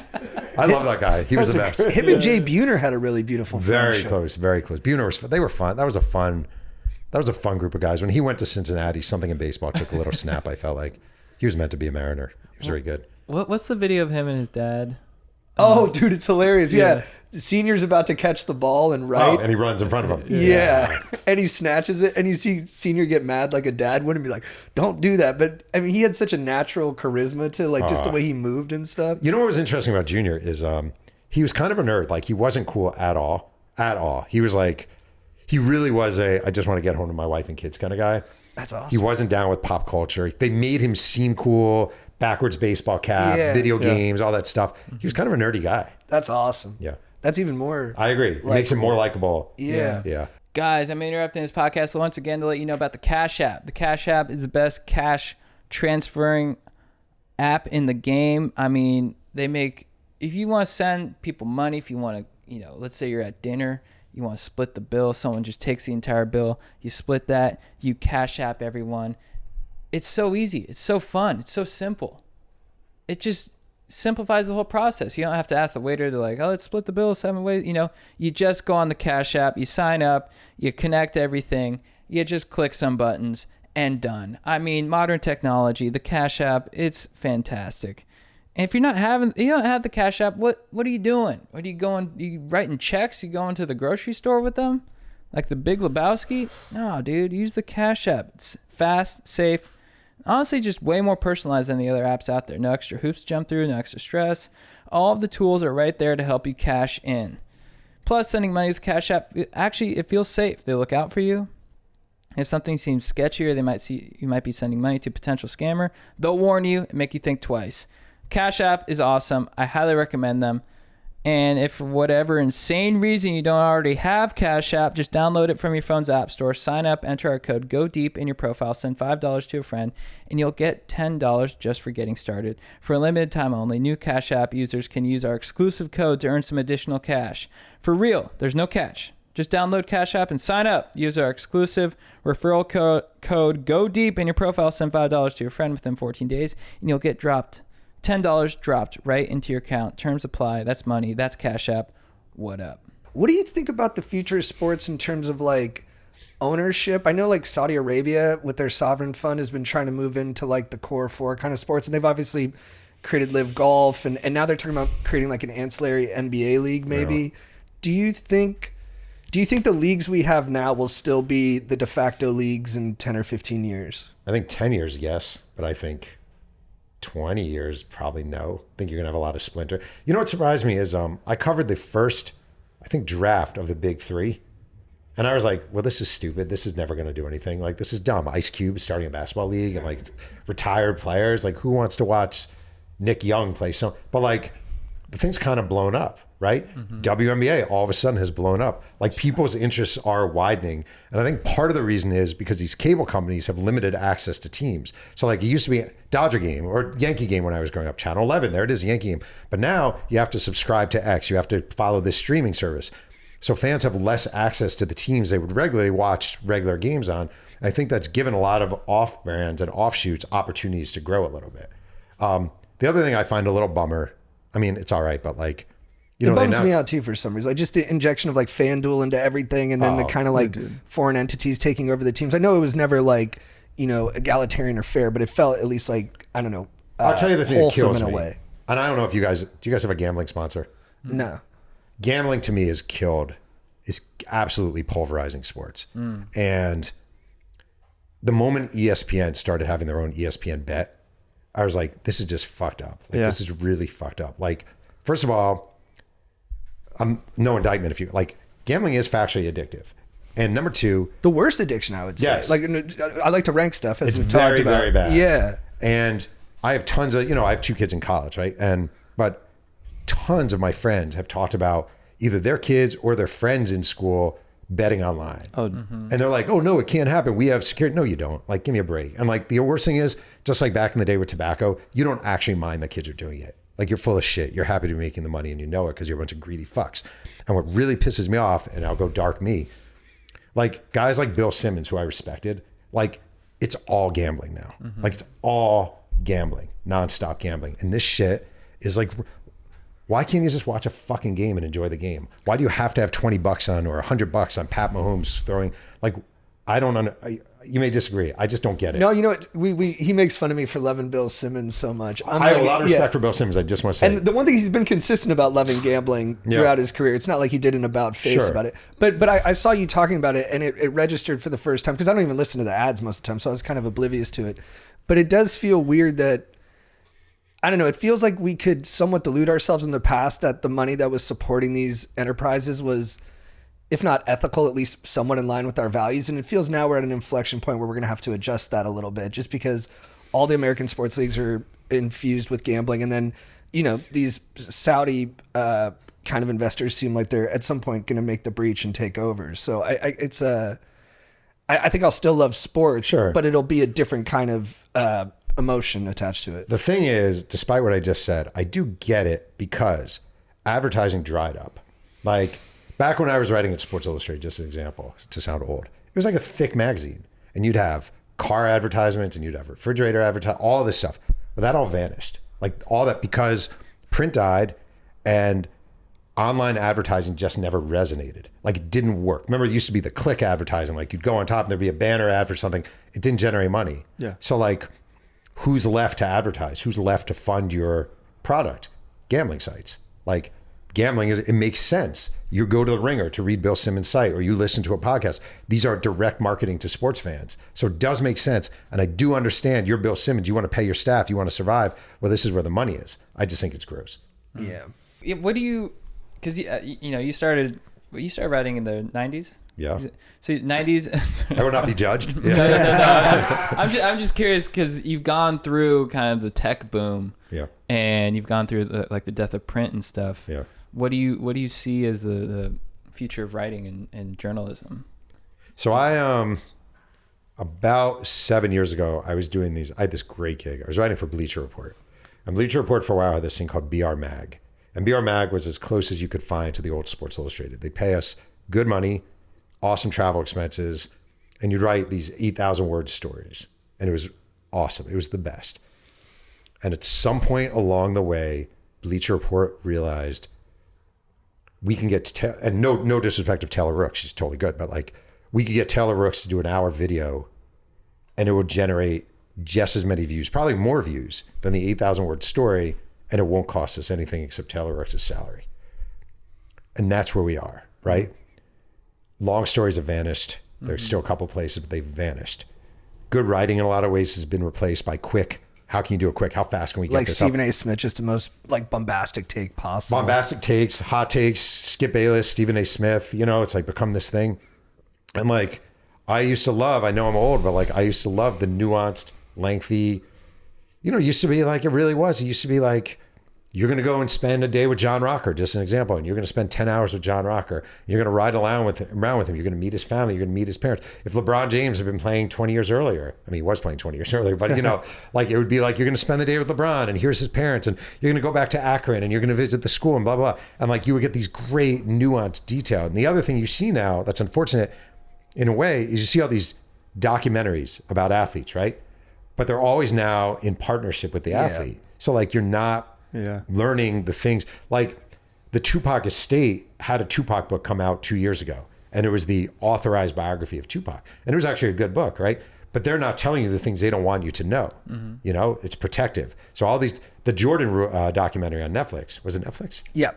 It was Netflix. Yeah, what think it was? It was great, but it did go through the prism of Michael Jordan. And that changes things because Michael Jordan was a fucking pain in the ass. Anyone who covered him knows it. But you only saw little tiny glimpses of that. I mean, Scotty was upset by that. Yeah. He felt like rightly. It was like, he's like, oh, it's the same old Jordan story again. Yeah, rightly. Yeah, you know, I'm kind of confident. I think things swing. I read this Teddy Roosevelt book about how like long form journalism was really popular during his era, and it helped him like push forward some like progressive policy. And then it just fell out of favor. People are like, hey, we want quick hits again. We're just bored with this. Do you feel like it could swing back though, right? Or do you think our attention is just being eroded by contemporary technology? I mean, speaking even for myself, like my attention span isn't what it was 5 years ago. And sitting down to write is harder than it used to be without checking the phone, you know, that impulse to check the phone, check TikTok. But writing's hard. Like writing is hard. It's age related too. Like writers as they age talk about how hard it is to sit down and like. What are you trying to say? No, I'm saying like maybe that's natural. What am I hearing here? Yeah. I think you become a better writer as you get older because you have a greater command of what you're doing. You throw out the shit you don't need. Yeah, you know what you're doing. Like anything, you get better. And also the beauty of it, unlike an athlete, like you don't lose your skills at 35. Like you can still write. But I do think we've all been kind of impacted by social media and the attention span and a quick hit. And I don't know, like, have you tried reading a 5,000 word story and not checking your phone, not getting up? It's no, hard. I got to check my phone. It's hard. I'm always searching for apps. Like there's an app I like, Endo, right now that has like it has a sound that like blocks out the mental chatter so you can focus. Really? Is it good? I've been enjoying it, but I'm always kind of like you know, apps that restrict me from looking at my phone. Like it's just like at the end of the day you'll be like man, I wasted like 2 hours just totally scrolling. Like, and I love TikTok. TikTok just changed my career. Yeah. But like you look up and you're like, wow, I just scrolled for 15 minutes. Like I just saw a monkey eating a pizza. Like, did I really need that in my life? You know, yeah. Dude, maybe it's just imbalance. I do like those monkeys eating pizza. They do. Though. You know, it is kind of fun. Who do you think's the best sports? Who do you think's the best sports writer of all time? Me? No, just kidding. That's in the dick. You're right there. Not in the top 1,000. Best sports writer of all time. I mean, there are some, like Frank DeFord is a legend from Sports Illustrated. Frank DeFord is one of the great of all time. Dan Jenkins was an SI. These old SI writers were just different level. And so you'll take like the columnist over the, like who's the guy I know he's not exclusively a sports writer, like David Halberstam. Oh, he's great. Great. But he didn't write a lot of features, right? He was he did in his day. He mainly, like he wrote some great books. Yeah. He and I both started the Nashville Tennessean. Those are when we both were you knew our him? first news. I didn't know him. He was way before me. Yeah, he's deceased. And then Grantland Rice, they named Grant, but he was a guy who would like make the athletes like superheroes. Well, he was way right? before me too. He was like the 20s and 30s. He was something way like that. before me. Jim Murray, I see. Yeah, but Jim Murray was a LA Times columnist. He was awesome. He had a line. Actually, it's so funny. He's quoted in my Tupac book because he wrote when Bruce Seldon fought Mike Tyson. This is a fight that Tupac was at. It ended in the first round. It was a quick bullshit fight. And Jim Murray's line in the LA Times was, "The Titanic put up a better fight against the iceberg." I thought that was really good. Yeah. Do you follow mixed martial arts at all? Almost none. Oh, okay, Sorry. so John Jones just retired. I saw that. I was and he kinda- devastated. people think you think so? I never heard of him before. Oh, Yeah. there's like a young up and coming heavyweight. And he kind of ducked the fight with him and retired instead. So everyone's messaging him online, calling him a duck right now. Are they really? No, I am. Okay, but here's the thing. I'm not. Get in there. Like, he would obviously kick your ass if you were in face to face. I think about it every time I write a comment, and I'm like, I think I'd take the beating just because I feel like I got to get this off my chest. I mean, I guess if you're upset. I mean, I like tweet about like politics all the time, and it doesn't, no one's listening to me. So, No, he would for sure beat me up. I just want to, there was this young up and coming champ, and he kind of held the belt for a year without fighting and kind of put the whole division in limbo. Oh, I see. So people were just a little, and then he retired without fighting him. So we all feel a little like blue-balled. I get it. And then the day he retired, and he's been in trouble with the law a lot, a story came out that a chick got into a car accident with no pants. She was on drugs, and she said John was driving, and he ran away from the car accident, which would be the second time he's done that. Now, is this guy a good book? Dude, he'd be okay. Him versus Daniel Cormier, that rivalry, because Cormier's like a good family man, and Jones is like the devil, kind of not devil, but like mischievous, just super talented guy. Yeah. And they were perfect foils for each other. And he brought the demon out of Daniel Cormier, where Cormier's like this family man, but he got real ugly when he was going up against Jones to kind of match that energy. And he couldn't stand how popular Jones was when he knew he was kind of a dark dude underneath it. And it's to me, it's one of the great sports rivalries of all time. I have a question for you. This is an MMA question. Yeah.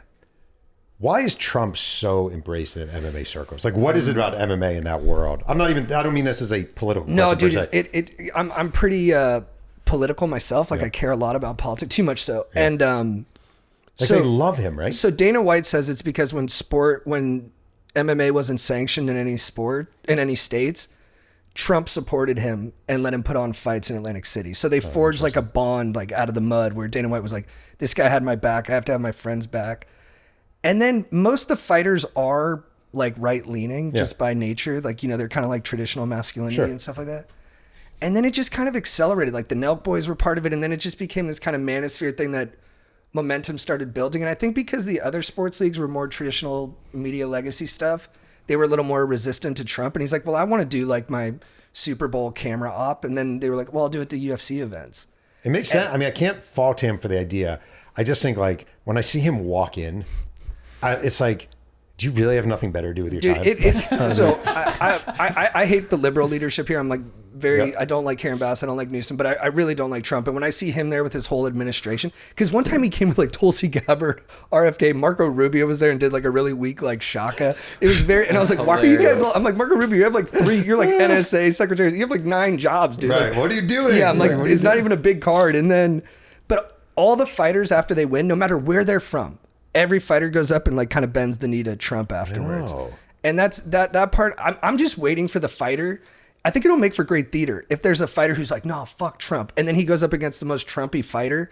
And then we get to see, that would be really cool. That'd be like Drago Rocky in Rocky 4. Exactly. But right now it's all just like John Jones afterwards goes up, gives his belt to Trump. They all kind of kiss his ass a lot. You know what I like that you just said, you don't like Karen Bass, you don't like Gavin Newsom, you don't like Trump. Like, I feel like there are a lot of people like that.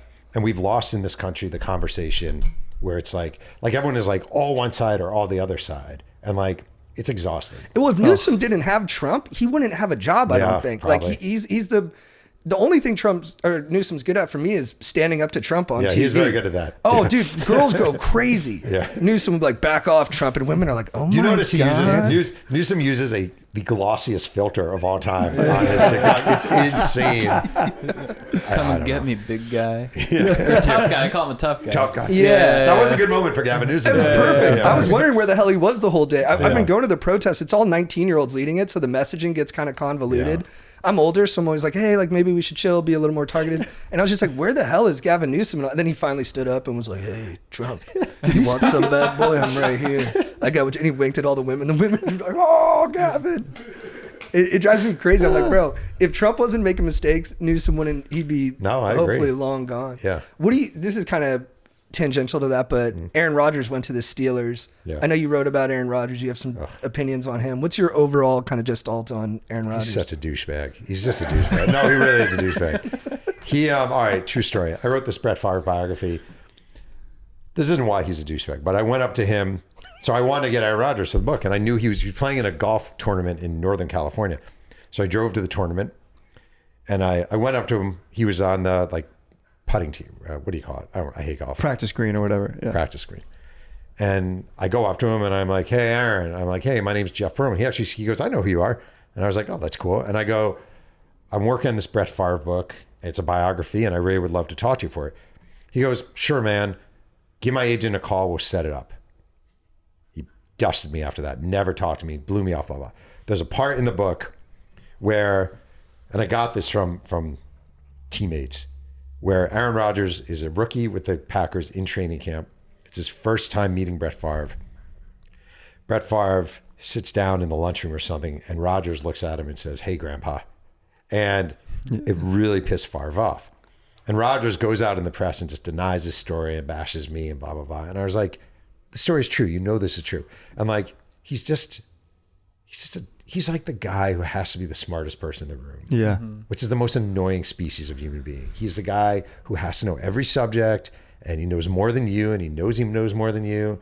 It's fucking annoying. That's why, even though I can't stand Favre, if you told me I had to go on a picnic, I'm going with Favre, not Rodgers. And what do you think about this marriage thing that's happening right now? Do you see that Aaron Rodgers said he got married? Oh, I didn't know that. Really? Have you seen that story? I'm proud of the guy. Yeah. I mean, they're like, his family's like, we don't know anything about this. Well, he's estranged from his parents. He doesn't talk to his parents. Oh, he's estranged. okay. Ian O'Connor wrote a great Aaron Rodgers biography that came out last year. It was really, really good. Rodgers is a weird guy. He's estranged from his family. He, he's always on Rogan. That's no beef, but like, he said some really weird things on Rogan in the past. His whole thing with vaccines and blah, blah, blah. And he's just like, he just always has to be. And the Packers, when he was a rookie especially, like hated that guy. And they did something to him. They pranked him in a way that like, he was a rookie. He's by his locker. It's about practice is about to start, and he can't find his helmet. He's like, where's my helmet? Where's my helmet? Where's my helmet? Can't find his helmet. He's freaking out. He's a rookie. Favre stole his helmet. And they had every now and then in clubhouses and locker rooms, they have tables where they put out merchandise that they're all signing for charity. So it'd be like a ton of helmets. Favre stole his helmet, put it on the table. So all the teammates signed it.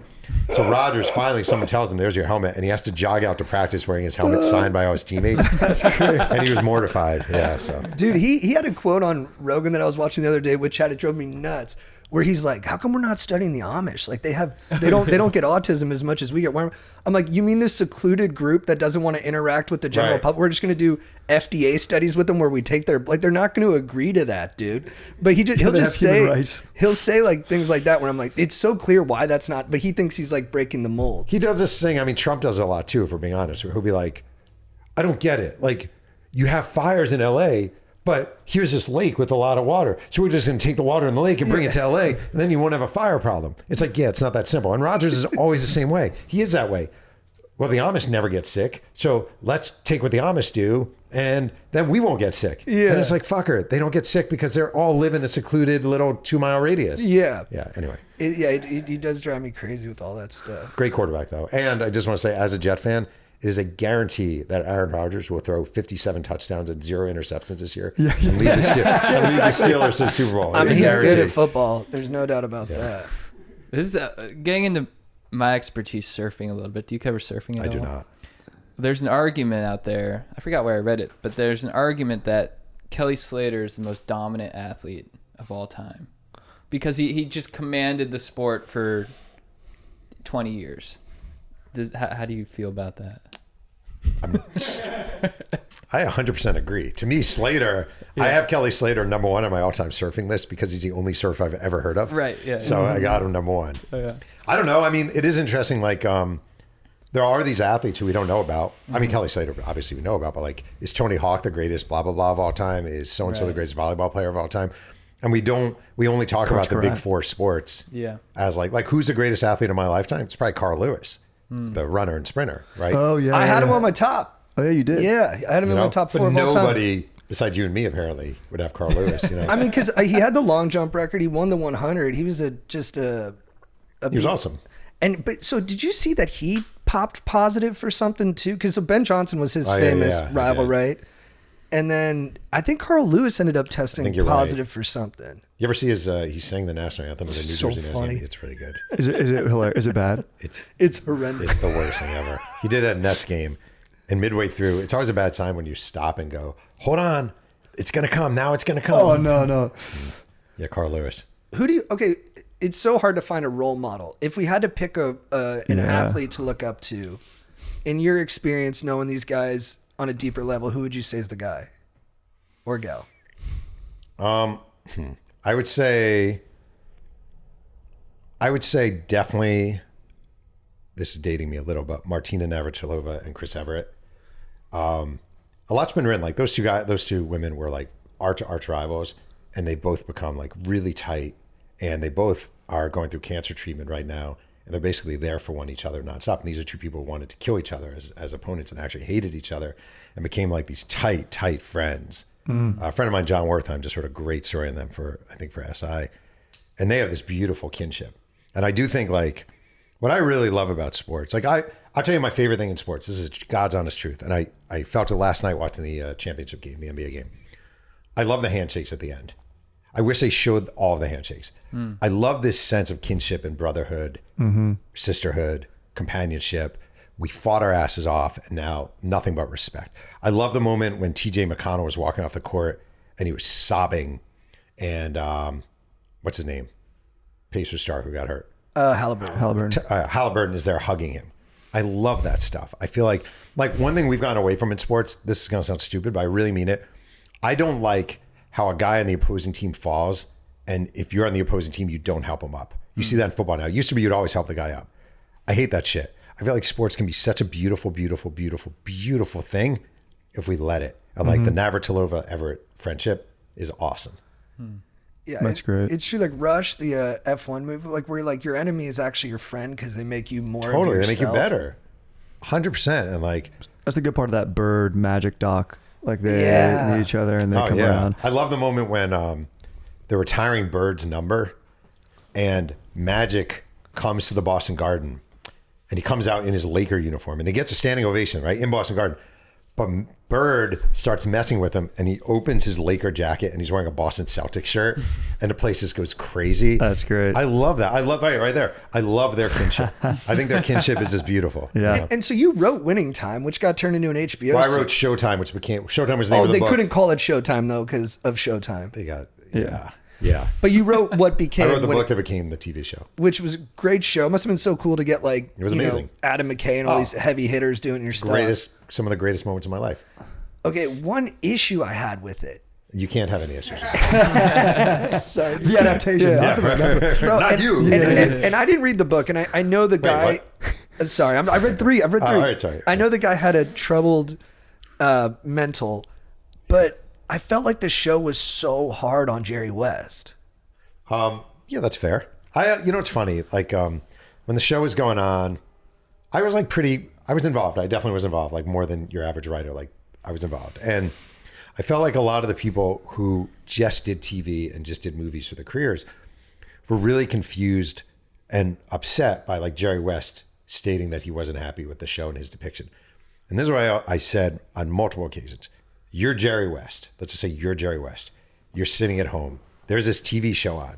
There's a character named Jerry West, played by an actor meant to look like you in a show about the Lakers. And he's saying things that you didn't say, right? It is obviously it's a show. It's an interpretation. It's not a It's got to be dramatized. It's dramatized, right? Like why would you not get upset? Like if you're Jerry West, why would you not get upset? Of course you're going to get upset. And like, I thought that Jerry West wrote an autobiography called West by West. It's one of the best sports books I've ever read. It's great. And a lot of the book is about his own self-torture. So I thought the show actually really went at that pretty well. The characterization that bothered me more, and he's a great actor and he did a great job, but Jason Segel played Paul Westhead.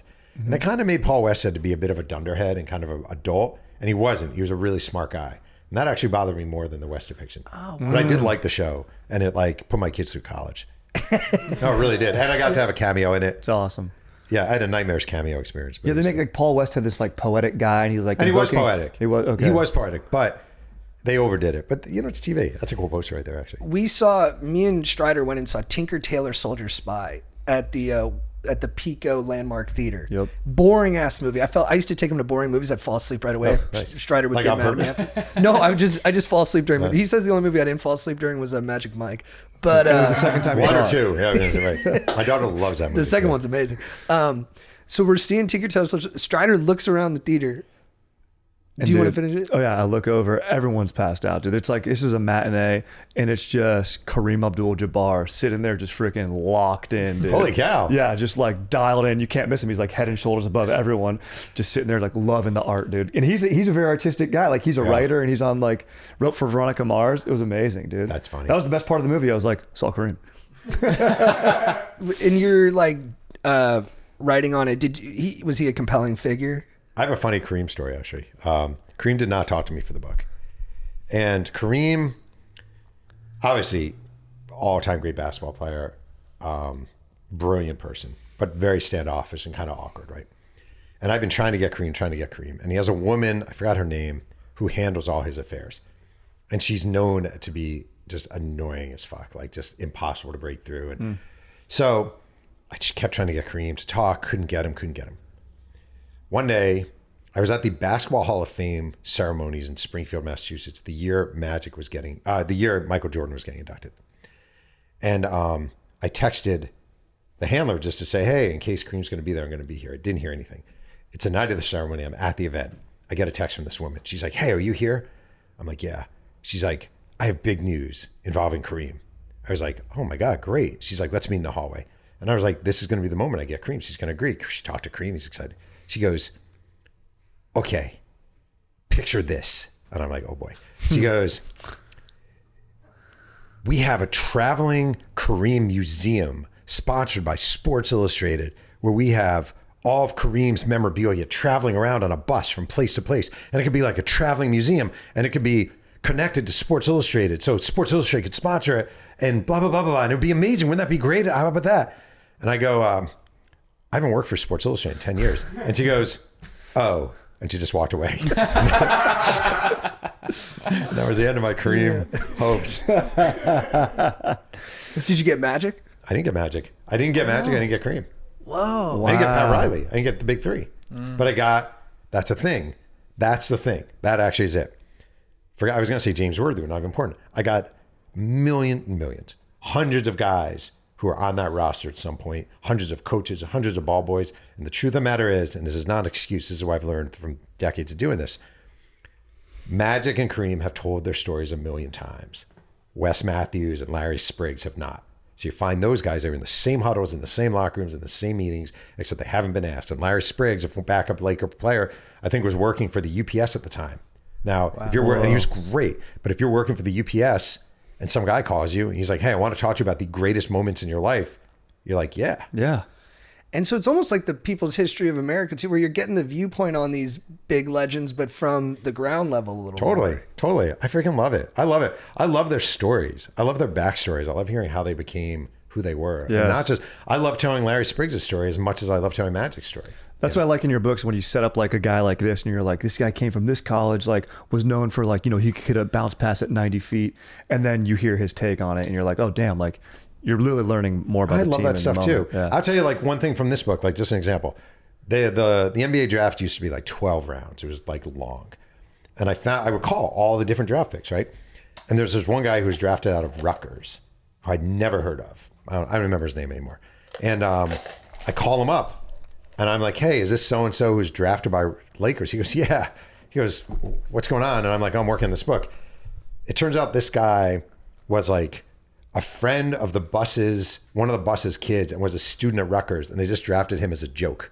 Now, if I didn't make that call to the 12th round draft pick out of Rutgers, I wouldn't know that. And that's a funny moment in a book. Books are basically collections of nuggets. That's all it is. Collections of little nuggets that you find along the way, and you cobble them together. Yeah.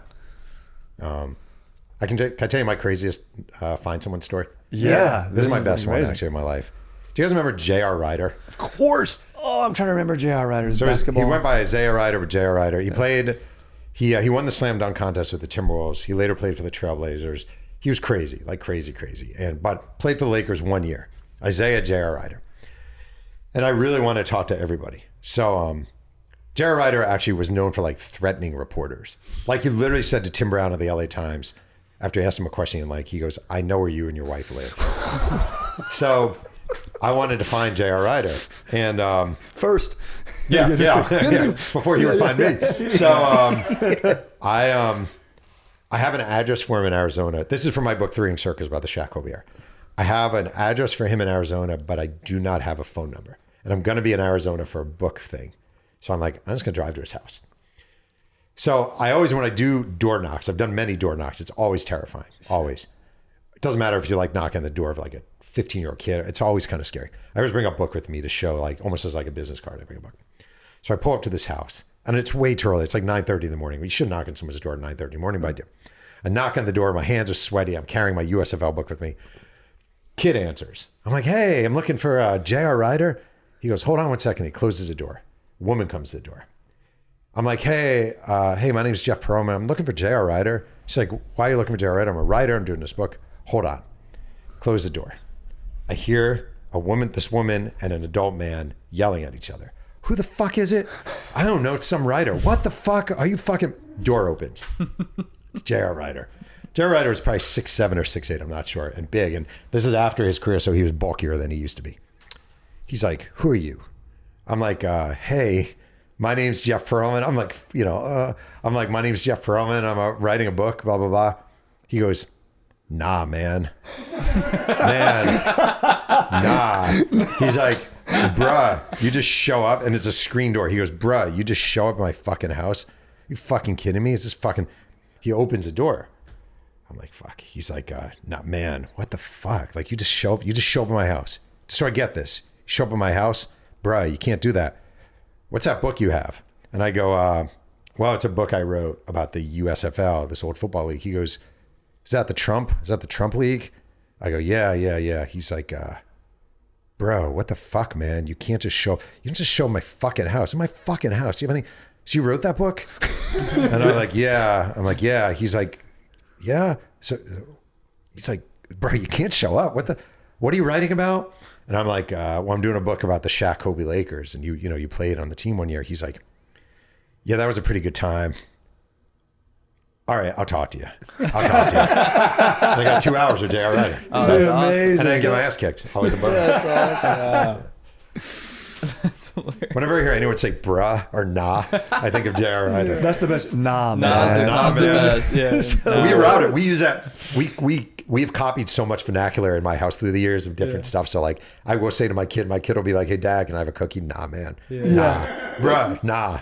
Yeah. And you were teaching at Chapman, right? I was. I still do. So Yeah, I'm a adjunct. Chapman's in Orange, California. Yeah. And I'll tell you twice, Jeanie Buss drove to my class, owner of the Lakers, about to be kind of former owner of the Lakers, drove to my class to speak to students, brought tickets for them for Laker games, brought merch, was as I don't think she'd love the show and probably isn't that happy with me, but I have nothing but, she drove to Chapman just to speak to my class, which is really cool.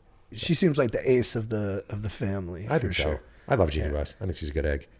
So like with J.R. Ryder, I read the Jailblazers book too, and like great book. hilarious stories about him like showing up. He was 40 minutes early to practice because it was daylight savings, so he left and he ended up being 20 minutes late. He's amazing. with guys like that, where it seems like they have all the talent in the world, but it's a maturity issue. When you come visit them years later, can you feel any regret from them that they didn't figure it out sooner? I think, I feel like in a lot of ways, the people who should have the regret, I'm being sincere about this, a lot of times is us. Like, we devote all this time as fans to making fun of them, mocking them. What the hell's wrong with this guy, blah, blah, blah. Like, I'll just use Tupac as an example, even as an athlete. Like, raised by a single mom who was a crack addict. I saw DeJounte Murray on the Pivot podcast the other day, the New Orleans Pelicans guard. Like, his life was insane. He was surrounded by addiction, by death, by people going sent to jail, all his best friends. And like, we just think like, by the way, it's such a good listen. You should listen. The guy's amazing.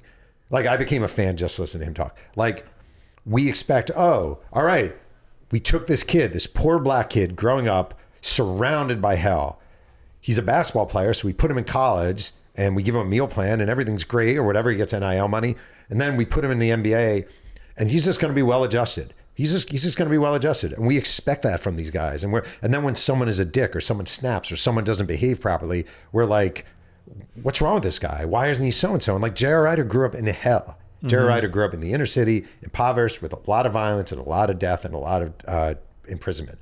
Like the idea that we just expect them, now that they're in a fancy uniform, to be normalized is insane. And I have a lot of regret from my career about placing expectations, white middle-class expectations, on athletes who can't possibly meet that and shouldn't be expected to meet that because they weren't brought up that way and they weren't brought up in that environment. And I'm not saying my white middle-class environment is any better or more valuable than theirs. I'm saying I hold them to a standard and an expectation that is completely preposterous. Yeah, and in a lot of ways, they're probably a 22-year-old professional athlete is probably more mature than your average 22-year-old. These guys have gone through so much shit in their lives. He's the best example I'm counting you. DeJounte Murray is an amazing example. I saw the Popovich story, which was really touching.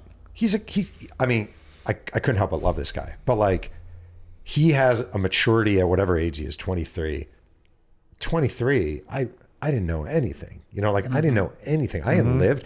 My parents paid for my college education. They gave me a car a used car, but a car I drove to Nashville.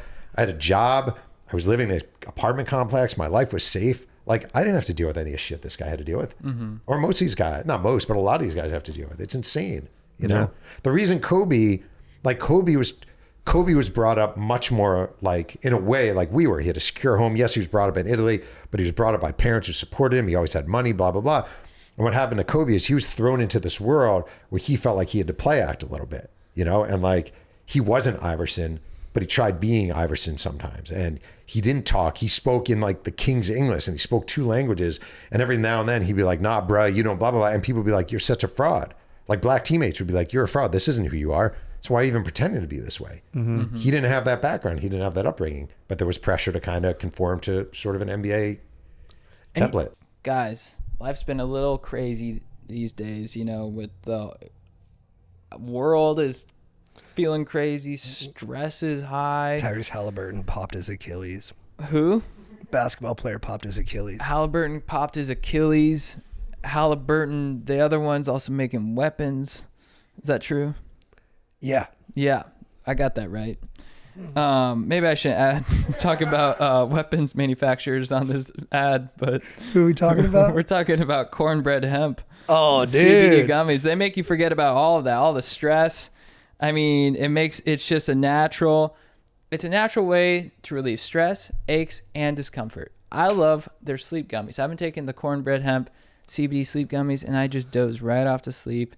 It's a natural way to do it, and you just get that deep REM sleep, and it fires me up because you wake up feeling refreshed.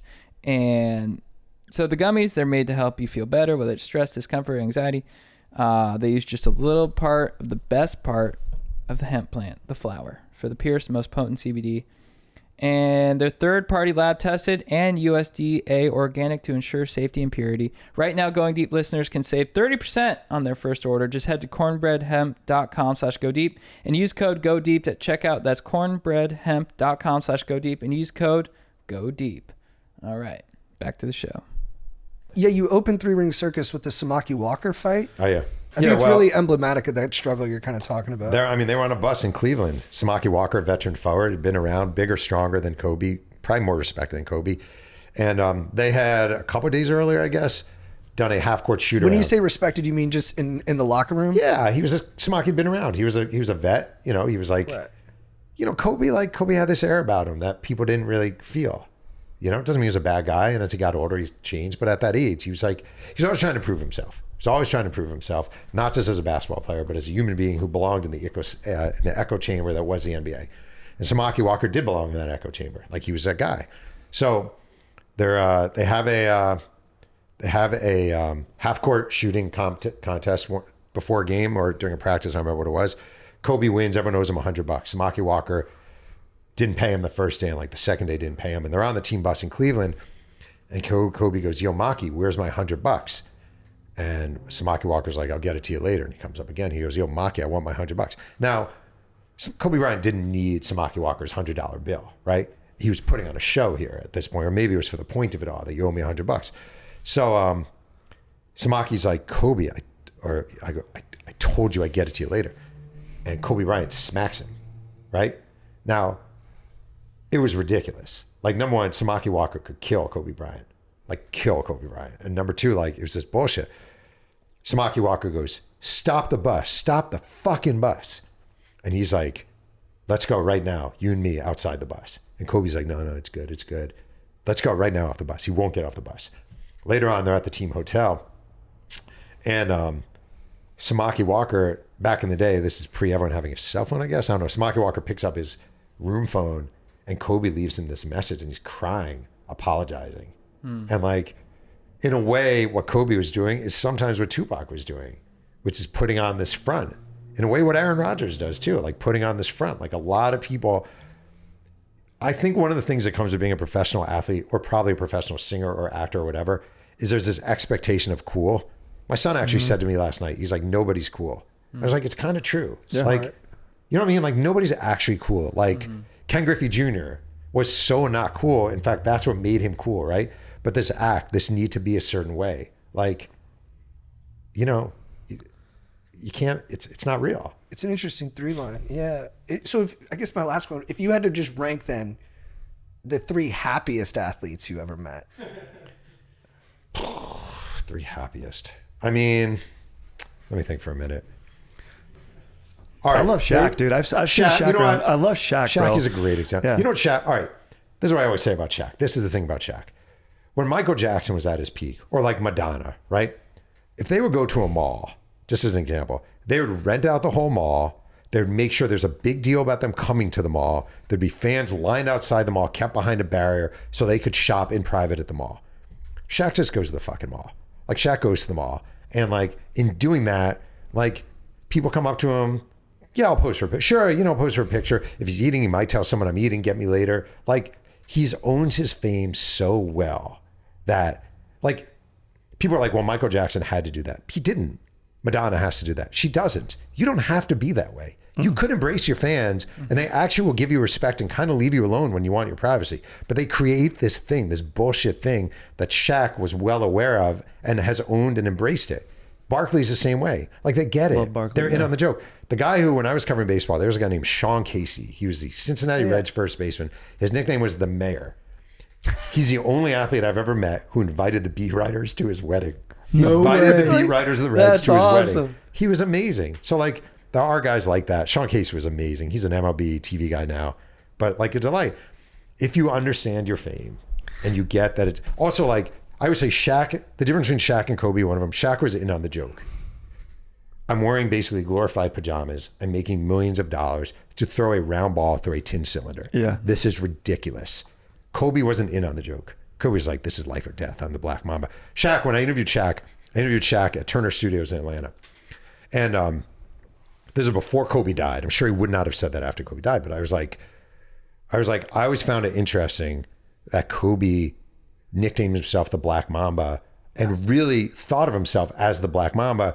But you had like a Superman tattoo on your arm, but you knew it was kind of a joke. And Shaq goes, now you know what I was dealing with. I think that's right. Like, Yeah. Kobe thought of himself literally as the Black Mamba. I will strike you. I'm the Black Mamba. And Shaq's like just in his pool kicking back. And there's just something to be said for a dude. No one likes the dude who gives themselves the nickname. Like you open the book with the guy Chise, right? Who was the center that called himself like the franchise? Yeah, it was Cedric Ceballos nicknamed himself Chise. I'm gonna go by Chise. That's like the dude who wears the fedora and like the self-proclaimed cool guy. No one likes that guy. If you ever meet someone and they're like, "Yeah, my name's Jim, but you can call me the Killer." Yeah, I'm like, dude. Yeah, exactly. Yeah, I'm gonna call you Jim. I'm not calling you the Killer. And these have to be earned. And Kobe was the man, and I did love Mamba mentality. I love him. He's my guy. But like, you have to be given an of dudes hanging out being dudes. Giving yourself a nickname is the douchiest. But we're in. I mean, the Church of Kobe in Orange County in Los Angeles, I think is the most. It's probably the number one. Like I would say, love of Kobe supersedes. He lived down religion, there. politics, all of it. But the thing is, it's okay. Number one, he died young, and that's a big part of it. The story is powerful. Story's powerful, and there's no harm in it. Like he did work his ass off. Factually, he worked his ass off. Now you may say the sexual assault, blah blah blah blah, that was buried to a certain degree. For me, it's the shooting percentage. It was just a little low. Oh yeah. I mean, I don't think I'll say controversial take. I don't think Kobe's one of the 10 greatest players. That's where I'm at. I think he's right on the Guys, cusp. shut up. Yeah. Can you guys shut up? Kobe's the best. Dude, mid-range jumpers rip, okay? Mid-range jumpers are a good The Kobe percentage assist, shot. they were like he had the most misses for putbacks because he was always getting. I mean, here's the thing. Artest had that Triple putback. I love Artest. If Kobe had been drafted by the New Jersey Nets as he was supposed to be, John Calipari was the head coach. He chickened out at the last minute and they drafted Kerry Kittles. If Kobe Bryant is drafted by the New Jersey Nets and he plays his career in the Brendan Byrne Arena in New Jersey, does he become Kobe? I don't think so. I think he's a great player. I think he's a great player. But does he land more at like a Tracy McGrady kind of Yeah, spot? or Vince Carter or something like that. I mean, circumstance was great. And his whole team put him in that position in many ways, which is great. He had the Adidas deal coming out. They forced the trade, Charlotte, the whole Laker thing. But if he's a New Jersey Net playing alongside like Sam Cassell and Jason Williams, is he Kobe? Right. And with athletes, you feel that way, that it's like you get the print of the photo, but the water you get developed in is how good the career is going to be. Yeah. I mean, there's certain guys, Shaq would have gone anywhere and he would have been Shaq. Yeah. Because he's just a big dominant center. Went to Orlando, he went to nowhere and made it something.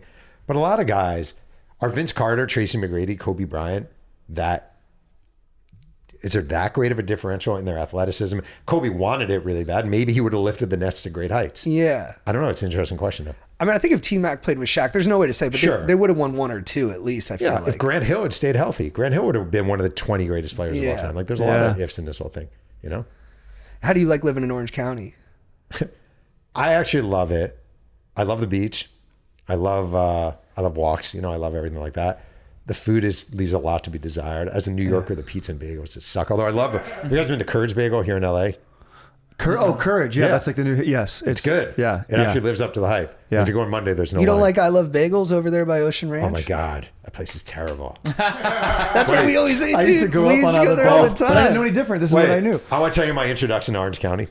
We're living here, and there's a pizza place, and it's literally called New York Pizza. Okay, I go in, and I go, I'll take 2 slices, and he goes, we don't do slices. And I go, are you fucking kidding me? He goes, we don't do slices. I get in the car, I call my wife, angry. I'm like, I just went to New York Pizza, and they don't do fucking slices. How is that?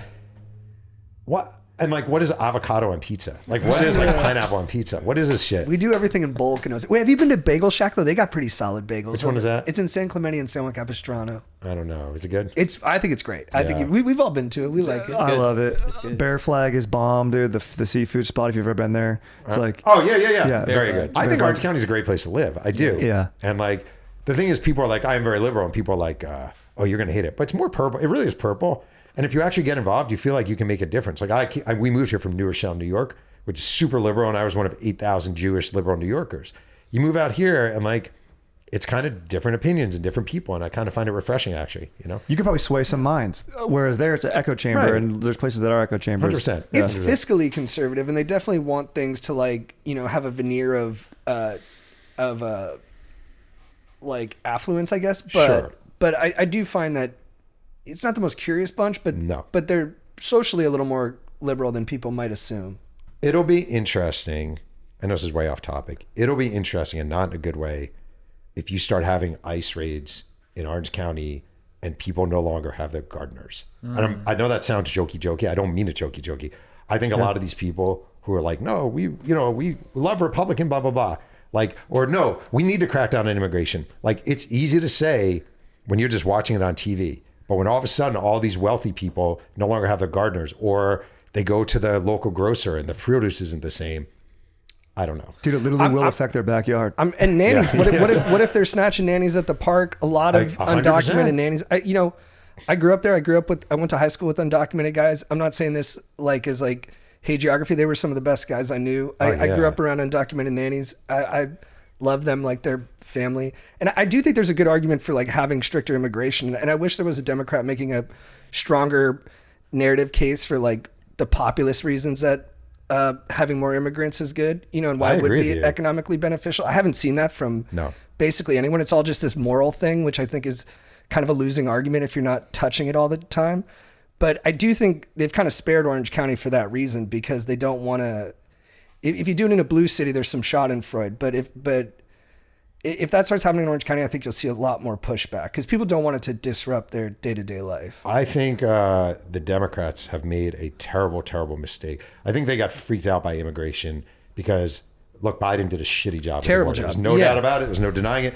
And Democrats now are like, we need to stay away from immigration. The thing is, the visual of masked agents driving around, grabbing your nanny, grabbing your grocer, grabbing these people in fields is a ugly, ugly image that I can't imagine even most Trump supporters are in favor of. Yeah. And at this point, most of us know, we all know immigrants. Many of us know undocumented immigrants. And most of these people are just working their fucking asses off. And they just like, they've been here for, you can't take the mom away from, who's been here for 20 years, away from her family and send her to El Salvador. You can't do it. Yeah. And they're scared. People are canceling birthday parties. People aren't like, it's definitely affected the day-to-day life. But, you know, I understand the argument where it's like, you know, we don't have enough housing. What if we got, and then like wages have been stagnant. If we get rid of all the illegal immigrants, that's like 5% of the workforce, wages will go up. I don't think it'll actually work like that. So. But it's the kind of Aaron Rodgers thinking that makes sense at a snap look. You know, do you think a lot of white people in Orange County are applying for the job, being nannies and being... And unemployment is very low right now. So it's like, I don't even think that's...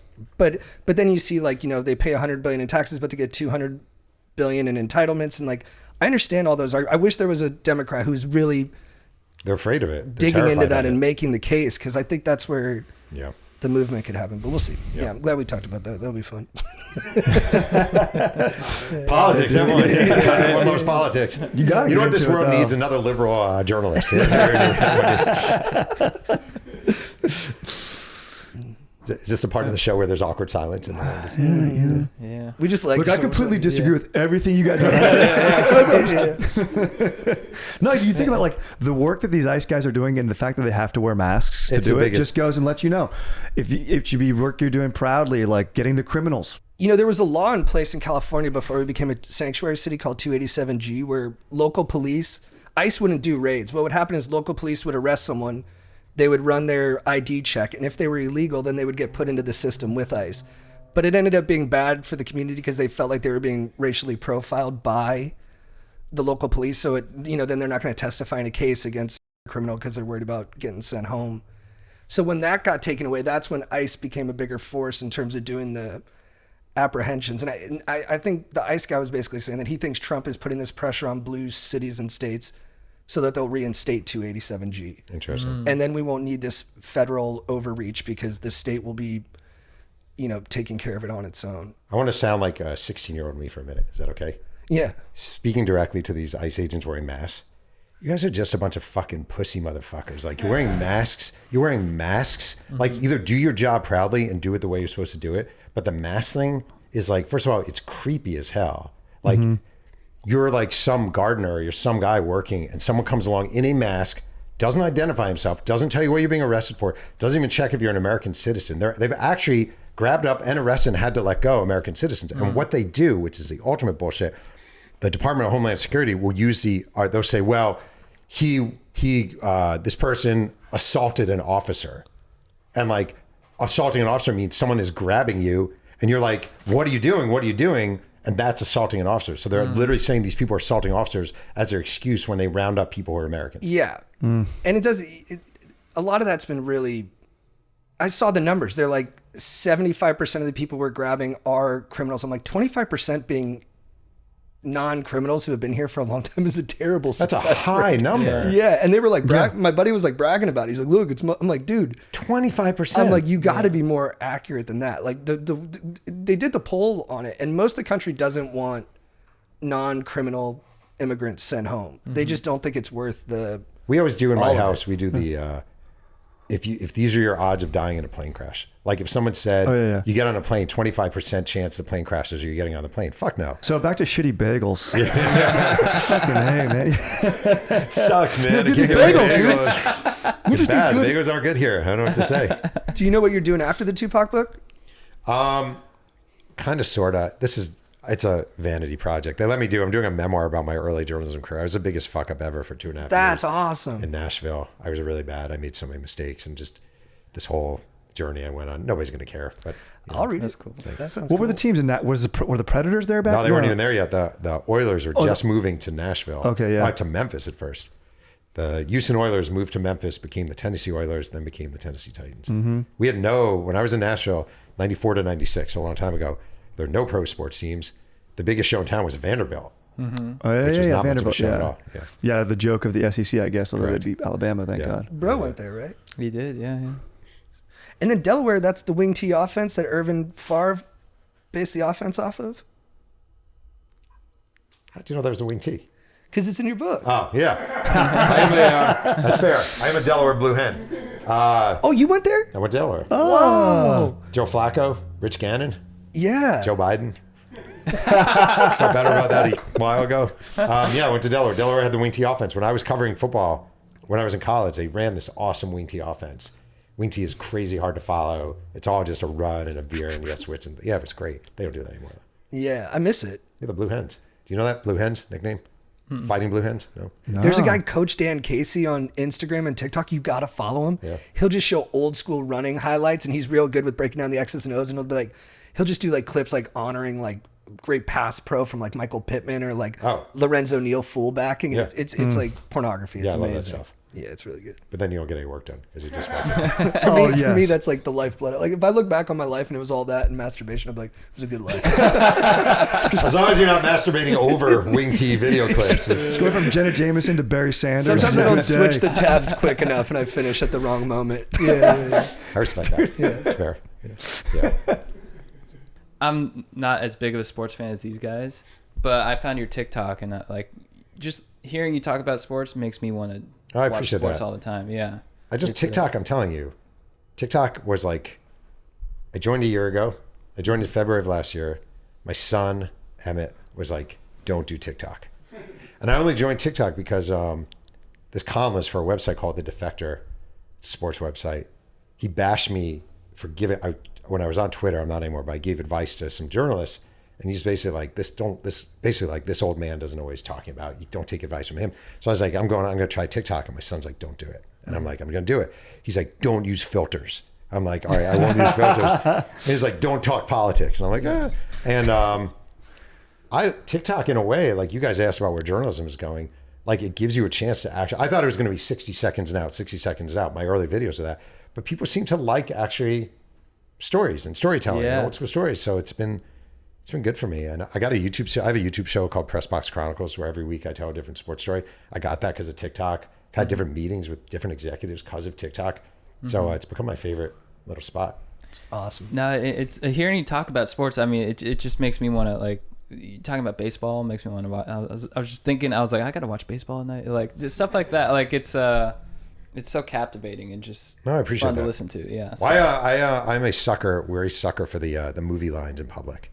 Oh, yeah. It's freaking amazing. JT's directing them, and we've been we're doing Social Network today. So yeah. good. And then we're filming Rocky on Thursday. So we we're were going through all the Rocky scenes and trying to find the best ones. So which one do you? What do you think we should do off the top of our head real quick? Because we have 3 that we've picked. I got the one you should do. Yeah.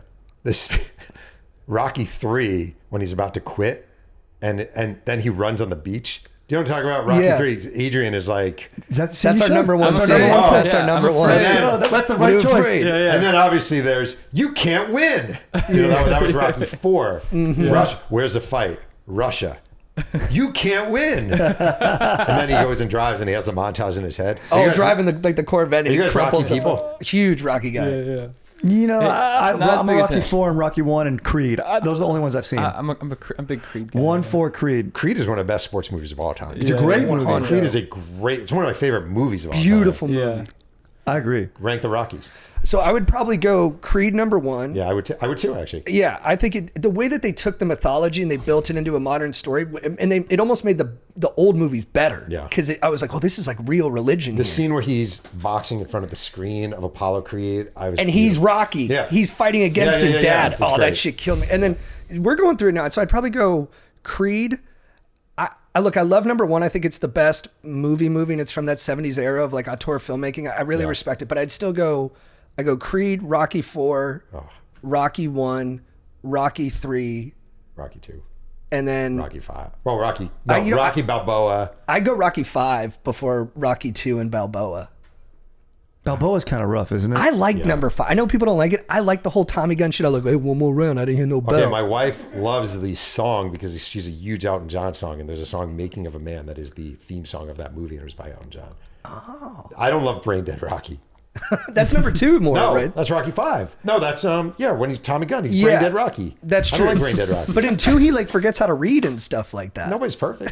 I think Rocky 3, Clubber Lang is the best villain. Mr. T is You know the what? best villain. It's. of all time. I should probably put that number 3. It's right there. I mean, that's the first scene we're doing is the Adrian one. We were watching it yesterday, and we were.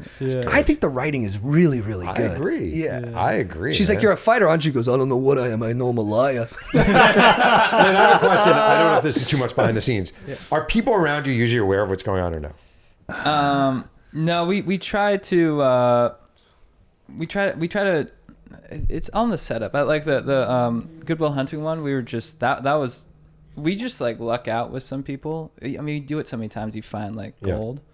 So do you do it and then do it in a different location, do it in a different location? Yeah. And I'm trying to think of like we did the Social Network one. We were just like pitching like the Harvard connection to people, the Winklevoss idea. And then, but then we'll have like a setup sometimes where it's like clearly we're lining up cameras, and so it's like people will be aware, and it's really good. Sometimes it's a balance. Like JT had a good one on our why am I blanking on the movie, the Harvard movie with Damon? Why can't I think of it? Good Will Hunting. Good Will Hunting. Jeez, can't believe I couldn't think of that. But we were recreating a scene where we're supposed to be hitting on a girl, and then Chad comes and one-ups me. It's the famous scene, you like the Maple scene. Yeah. And we were like asking women, because we didn't want to be like creepy or weird, and we're like, hey, and JT's like, we perform movie scenes in public. Can we perform a scene for you? React naturally. And the girls are like, oh, fun, we're on a date. But the best video we got was we just went up and did the dialogue to this girl, and she was so cool and had amazing reactions. And she was British. Just by chance, she turned out to have the same accent as Minnie Driver. Wow. Yeah. So you strike gold sometimes, and oftentimes you just have to go up and we got to snipe. We got to go snipe on this one. And did they blow up from the beginning? Like, was this a slow burn, or was it like, do you feel like they... You know what happened is Strider and I used to do these Instagram stories, daily motivates, where I would like take on a task for the day and, try to I'm going dairy free for the day. And one was like, Strider would do them sometimes with me. We were like, we're going to be car guys for the day. And we were like trying to talk car in an auto zone. And then we just did this and we're like, what if we do the Too Fast, Too Furious Gallo 24 line? That's awesome. To this guy. And we just did it, and it like, and I posted just the clip itself, and that blew up. But that was like 2019. And then I was making another car video. I was doing them again at a car meet. And then I just didn't think anything of it. And then like 6 months later, I like reposted that original one. And I was like, oh, I think we could just keep doing these. And so I hit up Strider. I'm like, do you want to just go to the Cars and Coffee and just do some lines and see how it goes? And we did it. Like, yeah, I'll do some cocaine. Yeah, exactly. I was like, you want to do some coke and like watch Fast and Furious? And then we posted it, and the first one just like took off like immediately. So, but then we didn't really think to do movies until like later, like late last year. Yeah. To do like other movies, and then like January we started doing like Point Break, and then JT's stepped in as director and like kind of helped us pick like Good Will Hunting and kind of more. They were already crushing, and then they were like, do you want to help out because you're not doing anything? And I was like, yeah, I'm down. I think it's awesome. Yeah, it's so fun, and it feels like we can just keep doing it. And there's so many movies, and it's a great refillable. Finding the right one. It's fun. My favorites to watch is like when the acting's really good. So like I like Good Will Hunting, and like I'm excited for the Rocky one too, because it feels like there's a moment in the Good Will Hunting one where they're doing the Ben Affleck, Matt Damon, like, if you're still here in 20 years, I'll kick your ass. Where I'm like, dude, they're really these guys right now. Yeah, and then like JT's such a film buff, like that film nerd, that like he knows he has such a deep well of knowledge that he's able to find those good scenes. Yeah. And then, but the one that I think that really kind of changed the game early on was when we did rom-com. Yes. We did like the family man scene. Yeah. Good and writing. And that's where we found that like the public, they had such a positive response to it. Yeah. Where they were like, yeah, go get him, man. Like don't get on the bus, Chad. Like, and that one was really good. Yeah, and it's like that, like that's with our pranks, that's what we love. Like when it's like a really positive, like shows the good side of humanity. Yeah. Because you're not making people look like assholes. No. Which is a nice thing. If anyone's an asshole, yeah, it's right. us. Yeah, that's cool. Yeah, Like, always, you're not making them feel like you're pulling something on them. It doesn't feel that way, which is nice. Yeah. Yeah. now we always thought the secret, we called it positive trolling. And it was like when we were coming up, Nathan For You was like the biggest show. And like he was always working to get the scene to a really awkward place and they would hold that. Yeah. And we were like, what if the surprise was actually we get along really well with the people? And then it's like this happy That's so good. ending. But it's the hard to stoke. manufacture all the time. But when it does happen, you feel really good afterwards. I have 2 observations. Number 1, you guys should totally do Juice, Tupac's movie. Oh, yeah. There's a scene where he's at the locker with the guy and he's like, When he closes the locker and his face is there all psycho. it's an amazing scene. Bishop, dude. Yeah, Bishop. Yeah. Number 2 is I've gone to like a couple political rallies and every now and then these TikTok guys will show up and they're like, whatever side, but they're like very conservative. And they're just trying to make senior citizens who are out rallying look like dicks, right? And I always like pull them aside and I'm like, this is just mean. Like you can have your political opinion, but like they don't understand the game you're playing. You know what I mean? Like they don't get the game you're playing. They're a 75-year-old guy at a political march. They don't understand you asking them questions, trying to make them look like an idiot. Like just don't do it. It's mean. And I think what you guys do is honestly the 180 of that, which is like fun and funny and enjoyable and smart. And they're not trying to make anyone look like a dick. And I think nowadays everyone's trying to make people look like assholes.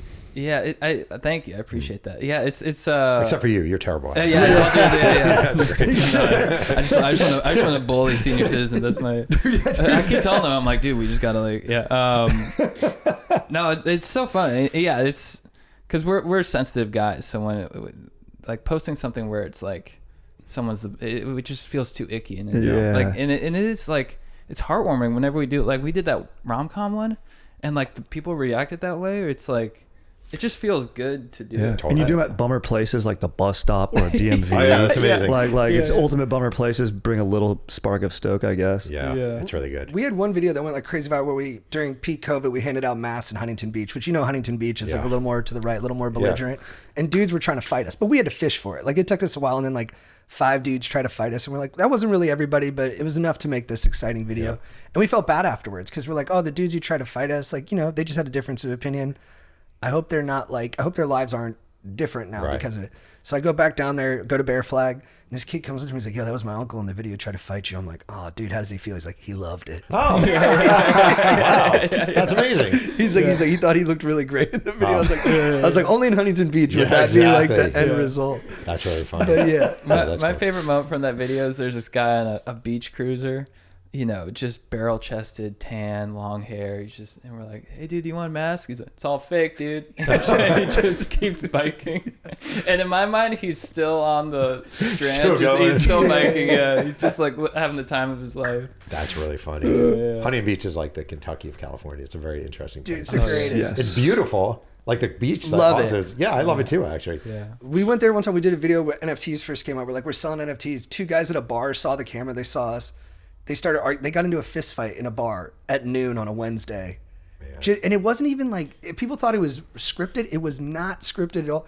It's just these 2 guys saw excitement and then they couldn't put a governor on it. We know Tito Ortiz was the mayor. We used to mess with them. Oh yeah, we got him on. He's council. crazy. Yeah. Yeah. I mean, he has CT. Does he? Yeah, if you wanted to have some dark laughs, watch him in interviews saying stupid things and he'll be like, I want to outlive my children 100%. He'll just okay, buddy. But he thinks he's saying something, he thinks he's saying the opposite. But it's really funny. Oh man. Yeah. It's a good video to watch. It's like interviewing like old boxers. Like it's actually sad interviewing old boxers not happy. Did you cover boxing at all? I covered a decent amount of boxing. I love boxing. Yeah. I mean, the Saudis are doing a good job with that, right? Yeah. Like we're getting all the fights we want. Yeah. I mean, I really love, again, you're in many ways, you were nostalgic for what you came up with. So I came up with like the 4 Kings and Mike Tyson is prime. I'm reading a great book right now by a guy named Mark Kriegel. It's called Baddest Man. It's about Mike Tyson. And Mike Tyson, fascinating background. He's a guy too, like really damn is growing up. And like everything he went through, he was a product of who he was, like how he was raised. He was raised like an animal. Mm-hmm. He's actually a really smart guy and a very well-read guy, but like was raised like an animal. Boxing too, do you see more of that father-son dynamic like with him and Customato and like Jerry Angelo and Muhammad Ali, where it's like it goes beyond like coach athlete? The thing is, like, all right, so one thing about this book that was interesting is, like, in a lot of ways, Customato, he sold this narrative to people. Oh, it's like my son, and he's my son, and blah, blah, blah. Meanwhile, he's like dropping the N-word, and he's like basically using, you know, he sees Mike Tyson as a product. All those people saw Mike Tyson as a product. They all saw boxers. I mean, Don King, to me, Don King and Suge Knight are basically one and the same. They basically, and guys like this are one and the same. Like, they see these young guys coming up, and they like use them and milk them for everything they have, and they sell this idea that, oh, it's a beautiful blah, blah, blah, blah, blah, but they're just using them and milking them dry. Mike Tyson was milked dry by this guy. Half these Don King milked everyone dry. This might be a naive question, but you know, we talked about sports gambling and stuff. Do you think the fix is in on a lot of those fights? Do you think a lot of those promoters had it in? I think through the years there was a lot of. There definitely was a lot of. I mean, Don King had a lot of mafia ties and gambling ties, and I mean, boxing has been a corrupt sport forever. They're definitely the Mike Tyson. If you watch a Mike Tyson Bruce Seldon fight the day Tupac died, Bruce Seldon, I'm 80% took a dive in that fight. Really? Do you think he did that because he was asked to, or just out of fear of taking too big of a whooping? My general guess is he probably got paid to take a dive. This was Mike Tyson's like kind of comeback. Right. And like he was fighting tin cans and kind of, you know, dogs and whatever. And Bruce Seldon was actually a pretty good fighter. And he's just like, it was a joke. I interviewed a guy at the fight who was like, was close up. He's like, it's the biggest joke fight I've ever gone to because he didn't even connect with him. Do you think there's been a fix in the other major sports? I mean, there have been through the years. It's been documented. There have been point shavings and certainly Black Sox scandals and stuff like that. But like when the Sixers got in over the Bucks that one time to play the Lakers, did you think the NBA? No, I'm not that conspiracy guy. I remember when I was a kid and the Knicks won the draft lottery to get Patrick Ewing. That one's a and it would famous either one, would have been he either would have gone to the Knicks or the Pacers. And it's like, does the NBA really want Patrick Ewing playing for the Indiana Pacers? But do I think they actually fixed it? I don't. I do know factually, I wrote a book about the USFL, the United States Football League, old football league, and they had a draft. And one year, the Heisman Trophy winner was this guy, Mike Rozier, out of Nebraska, running back, really good player. And the league had a new team coming in Pittsburgh. And the commissioner, I got this from the guy who ran the team. The commissioner went to the owner of the Pittsburgh Maulers, the new team, and said, if we fix this draft so you get number one pick, are you guys willing to take Mike Rozier because we want him in Pittsburgh? And the owner's like, yes. So they fixed the draft. But that's the one I know for a fact happened. Is there a soft fix where like you hear about the NBA, like maybe they send out a memo before a game to like the referees, like, hey, in this game, we want to keep a special eye on like contact at the basket, and the other team's got like 3 7-footers. I don't know. I haven't seen it. I just haven't seen it. I don't know. Like, the thing is the risk of getting caught, like let's say you get caught, let's say you're the NBA and you send out this memo to refs. If that comes to light, you're really fucked. Like your credibility of your league. So I'm sure you have to weigh the, like, is it really worth it? Like, I'm sure the NBA was not thrilled by an Oklahoma City, Indiana final.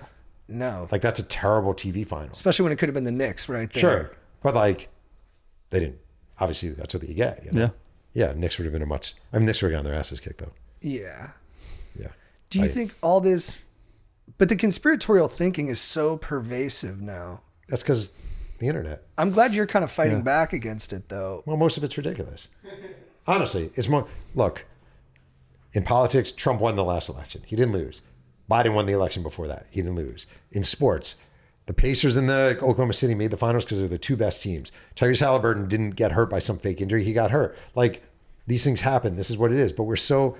I always say to my kids, like, the problem with life in regards to this stuff is we have birth and we have death. And in between, there's all this space to fill. And the truth of the matter is 98% of life is fairly boring. So how do we entertain ourselves? By going to movies, by watching TV, by having sex, by masturbating, by doing this, and by creating conspiracy theories. We create these theories. Tupac was not killed by Diddy, right? Biggie didn't set up the quad studio shooting. On and on and on. Most of these, Patrick Ewing, the lottery was won because the Knicks were one of the worst teams in the NBA and they won the lottery. Like, I love entertaining conspiracies just because it's fun. Sure.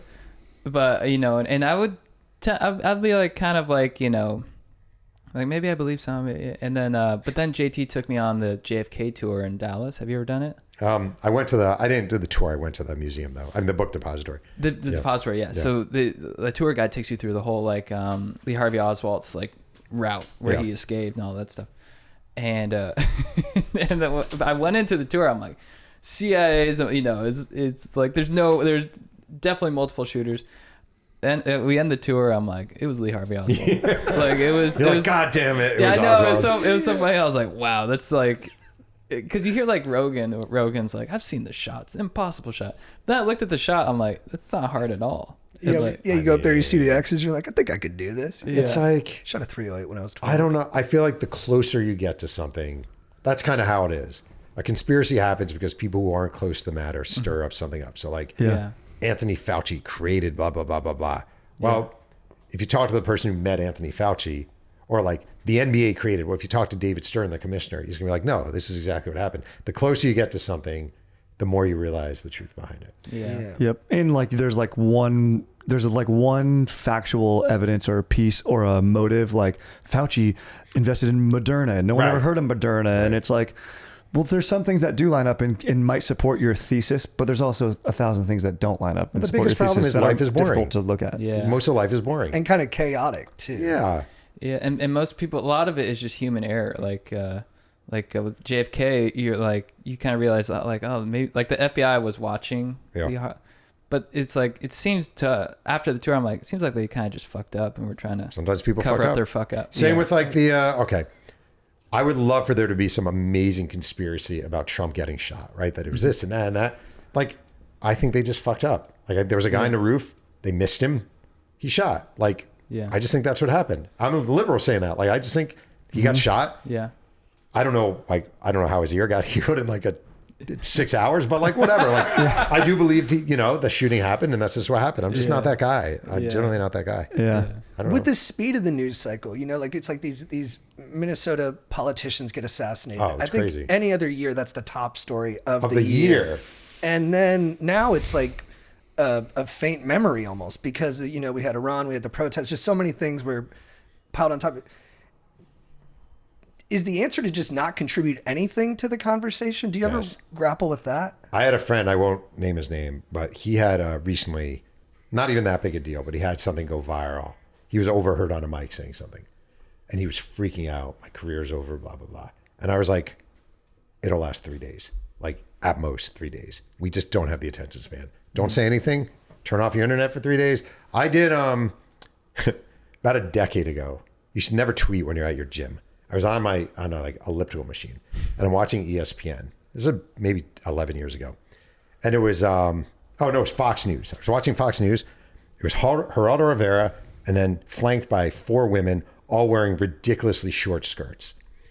And I tweet out, why do the women on Fox News all dress like prostitutes? Send, right? What a man. It blew up.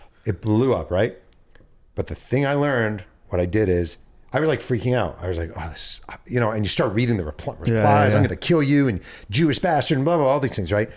And I'm like, I'm just turning off my phone for the next 24 hours. I'm just turning it off. And when I turned it back on, it was all over. It was a stupid tweet. People make mistakes. Mm-hmm. But you know what's interesting is that you do know that just reading your books, people lie all the time. Like when Brett Favre comes out of rehab, Mike Holmgren is like, hey, he wanted to go or he's not drinking anymore. Yeah. And you see all these people lying. So oftentimes in response to crisis or to big stories that a lot of the principal actors are lying.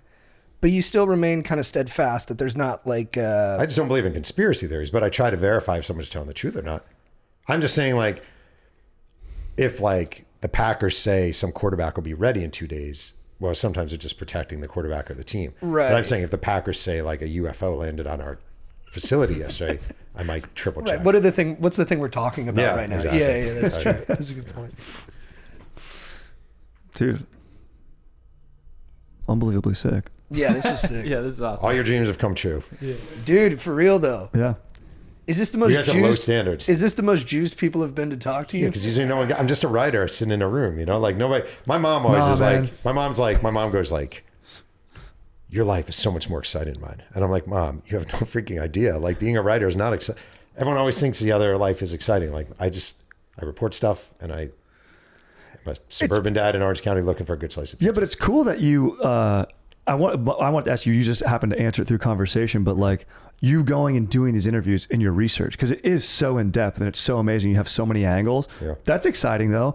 I mean, there's a Isaiah Ryder story. Like you're going out there, your sandals on the freaking road, And, I'm not apologizing for flip. Oh, you got flip flops. No, that's We're our all pod. wearing This is flip-flops. SoCal's biggest Yeah. pod. Oh, yeah. This we appreciate the. I looked at what you fact guys wore. I was like, do I have to SoCal dress style. up? And I was like, no, I'm good. The pervs like when they can see your feet. Yeah, too. yeah, very I don't nice. know if you're on Yeah, make Wicked a little Feet extra already, money, but yeah, you'll put be 'em on there. Think you're gonna score nicely, brother. I've had cool. I've had a like really fun career. Yeah. Like really fun career. And I love being a writer. If you told me back at the University of Delaware in like 1994 that like honestly, if you said to me back then, like you'll have written 10 books and you have a TV show, an HBO show, like there's no way I would have thought that would happen. So it's been great, but I'm not saying it's always exciting. It's a lot of hard work, you know? Hell yeah, it is. You can tell it. You can tell the work's put into it. Yeah. I appreciate that. Yeah. I just can't believe you've only read 3 of my books. It's a little, 3.5. 3.5. 3.5. All right, we're good. Yeah, halfway no, through we're the good. USFL one. Yeah. No, we covered two. We're big fans, man. This was No, I huge appreciate for us. it. Thank you appreciate so it. much. Yeah. coming Thanks on. for having me Yeah, on. thank you. Yeah. That was Oh, fun. check out Jeff Pearlman's books too. We talked about Three Ring Circus. Boys will be boys. Boys will be boys. I really want to read the Mets one now. Bad Guys Won. You got one on Bo Jackson. I do. You know, Last Bo book, Jackson yeah. was my neighbor for a day in the Hunt Club. His kids and I would play basketball against his kids and Really? stuff. Yeah, growing up, he like rented a house there for a week. Bo Jackson's not. He's not my. He does not like me. My existence on this planet. He doesn't like you? No, he's not happy. Damn. You said he's like the greatest athlete ever. Do you want the quick Bo Jackson why he's mad at me Yeah, story? go. Yeah. I wrote this book about Bo Jackson, a biography of his life. I love Bo Jackson, right? I called him early on. I started during COVID. I called him. I sent him a bunch of my books with a letter. Hey, I'm working on this book and I'd love to talk to you. One day I'm at home, phone rings. It's Bo Jackson. Hey, this is Bo Jackson. Hey, we talked for about 40 minutes. He's like, I'm not going to help you, but because a lot of people want to write books about me, I'm not going to help you, but I don't have a problem with you doing it. It's good. I write this book. It's a 95%, 98% positive book about Bo Jackson. He did have 2 fiancées at the same time when he was in college. Oh. And one is his wife now. And supposedly he didn't like that. So I have these 4 book events I'm going to do in the state of Alabama at different bookstores. And I show up at the first bookstore. And they're all independent, like mom and pop, muffins and books kind of stores in these Florence, Alabama, stuff like that. Woman goes to me, she goes, someone named Bo Jackson called here and said that we shouldn't let you speak. And I go, who was it? And she goes, it was Bo Jackson. I go to the next place. They're like, Bo Jackson called here. He said we should. Bo Jackson literally called all 4 bookstores. Bo Jackson called all 4 bookstores to tell them not to let me speak. Wow. And to their credit, all 4 bookstores still let me speak. Hey, Love that. That's cool. Yeah. Anyway, there's your Bo Jackson story. Oh man. I get it though. I get why he's mad, right? If you read the book, it is an absolute love letter to Bo Jackson. No, totally. And So sure. But he's taking grief from his wife now, and he's like, I do get that. Yeah. I get it. If your wife is pissed, Yeah. happy wife, happy life, that whole Yeah. thing. Yeah, I get it. Yeah. come over and just freaking break your book I mean, I over don't his want to get in a fight thighs. with Bo Jackson. Yeah, I exactly. can outrun him, but I don't think. Yeah, right. He does have an artificial hip, so you know. that was awesome, dude. Thank you so Yeah, much, Yeah, Jeff. thank you. Yeah, that was Honored. great. Nice.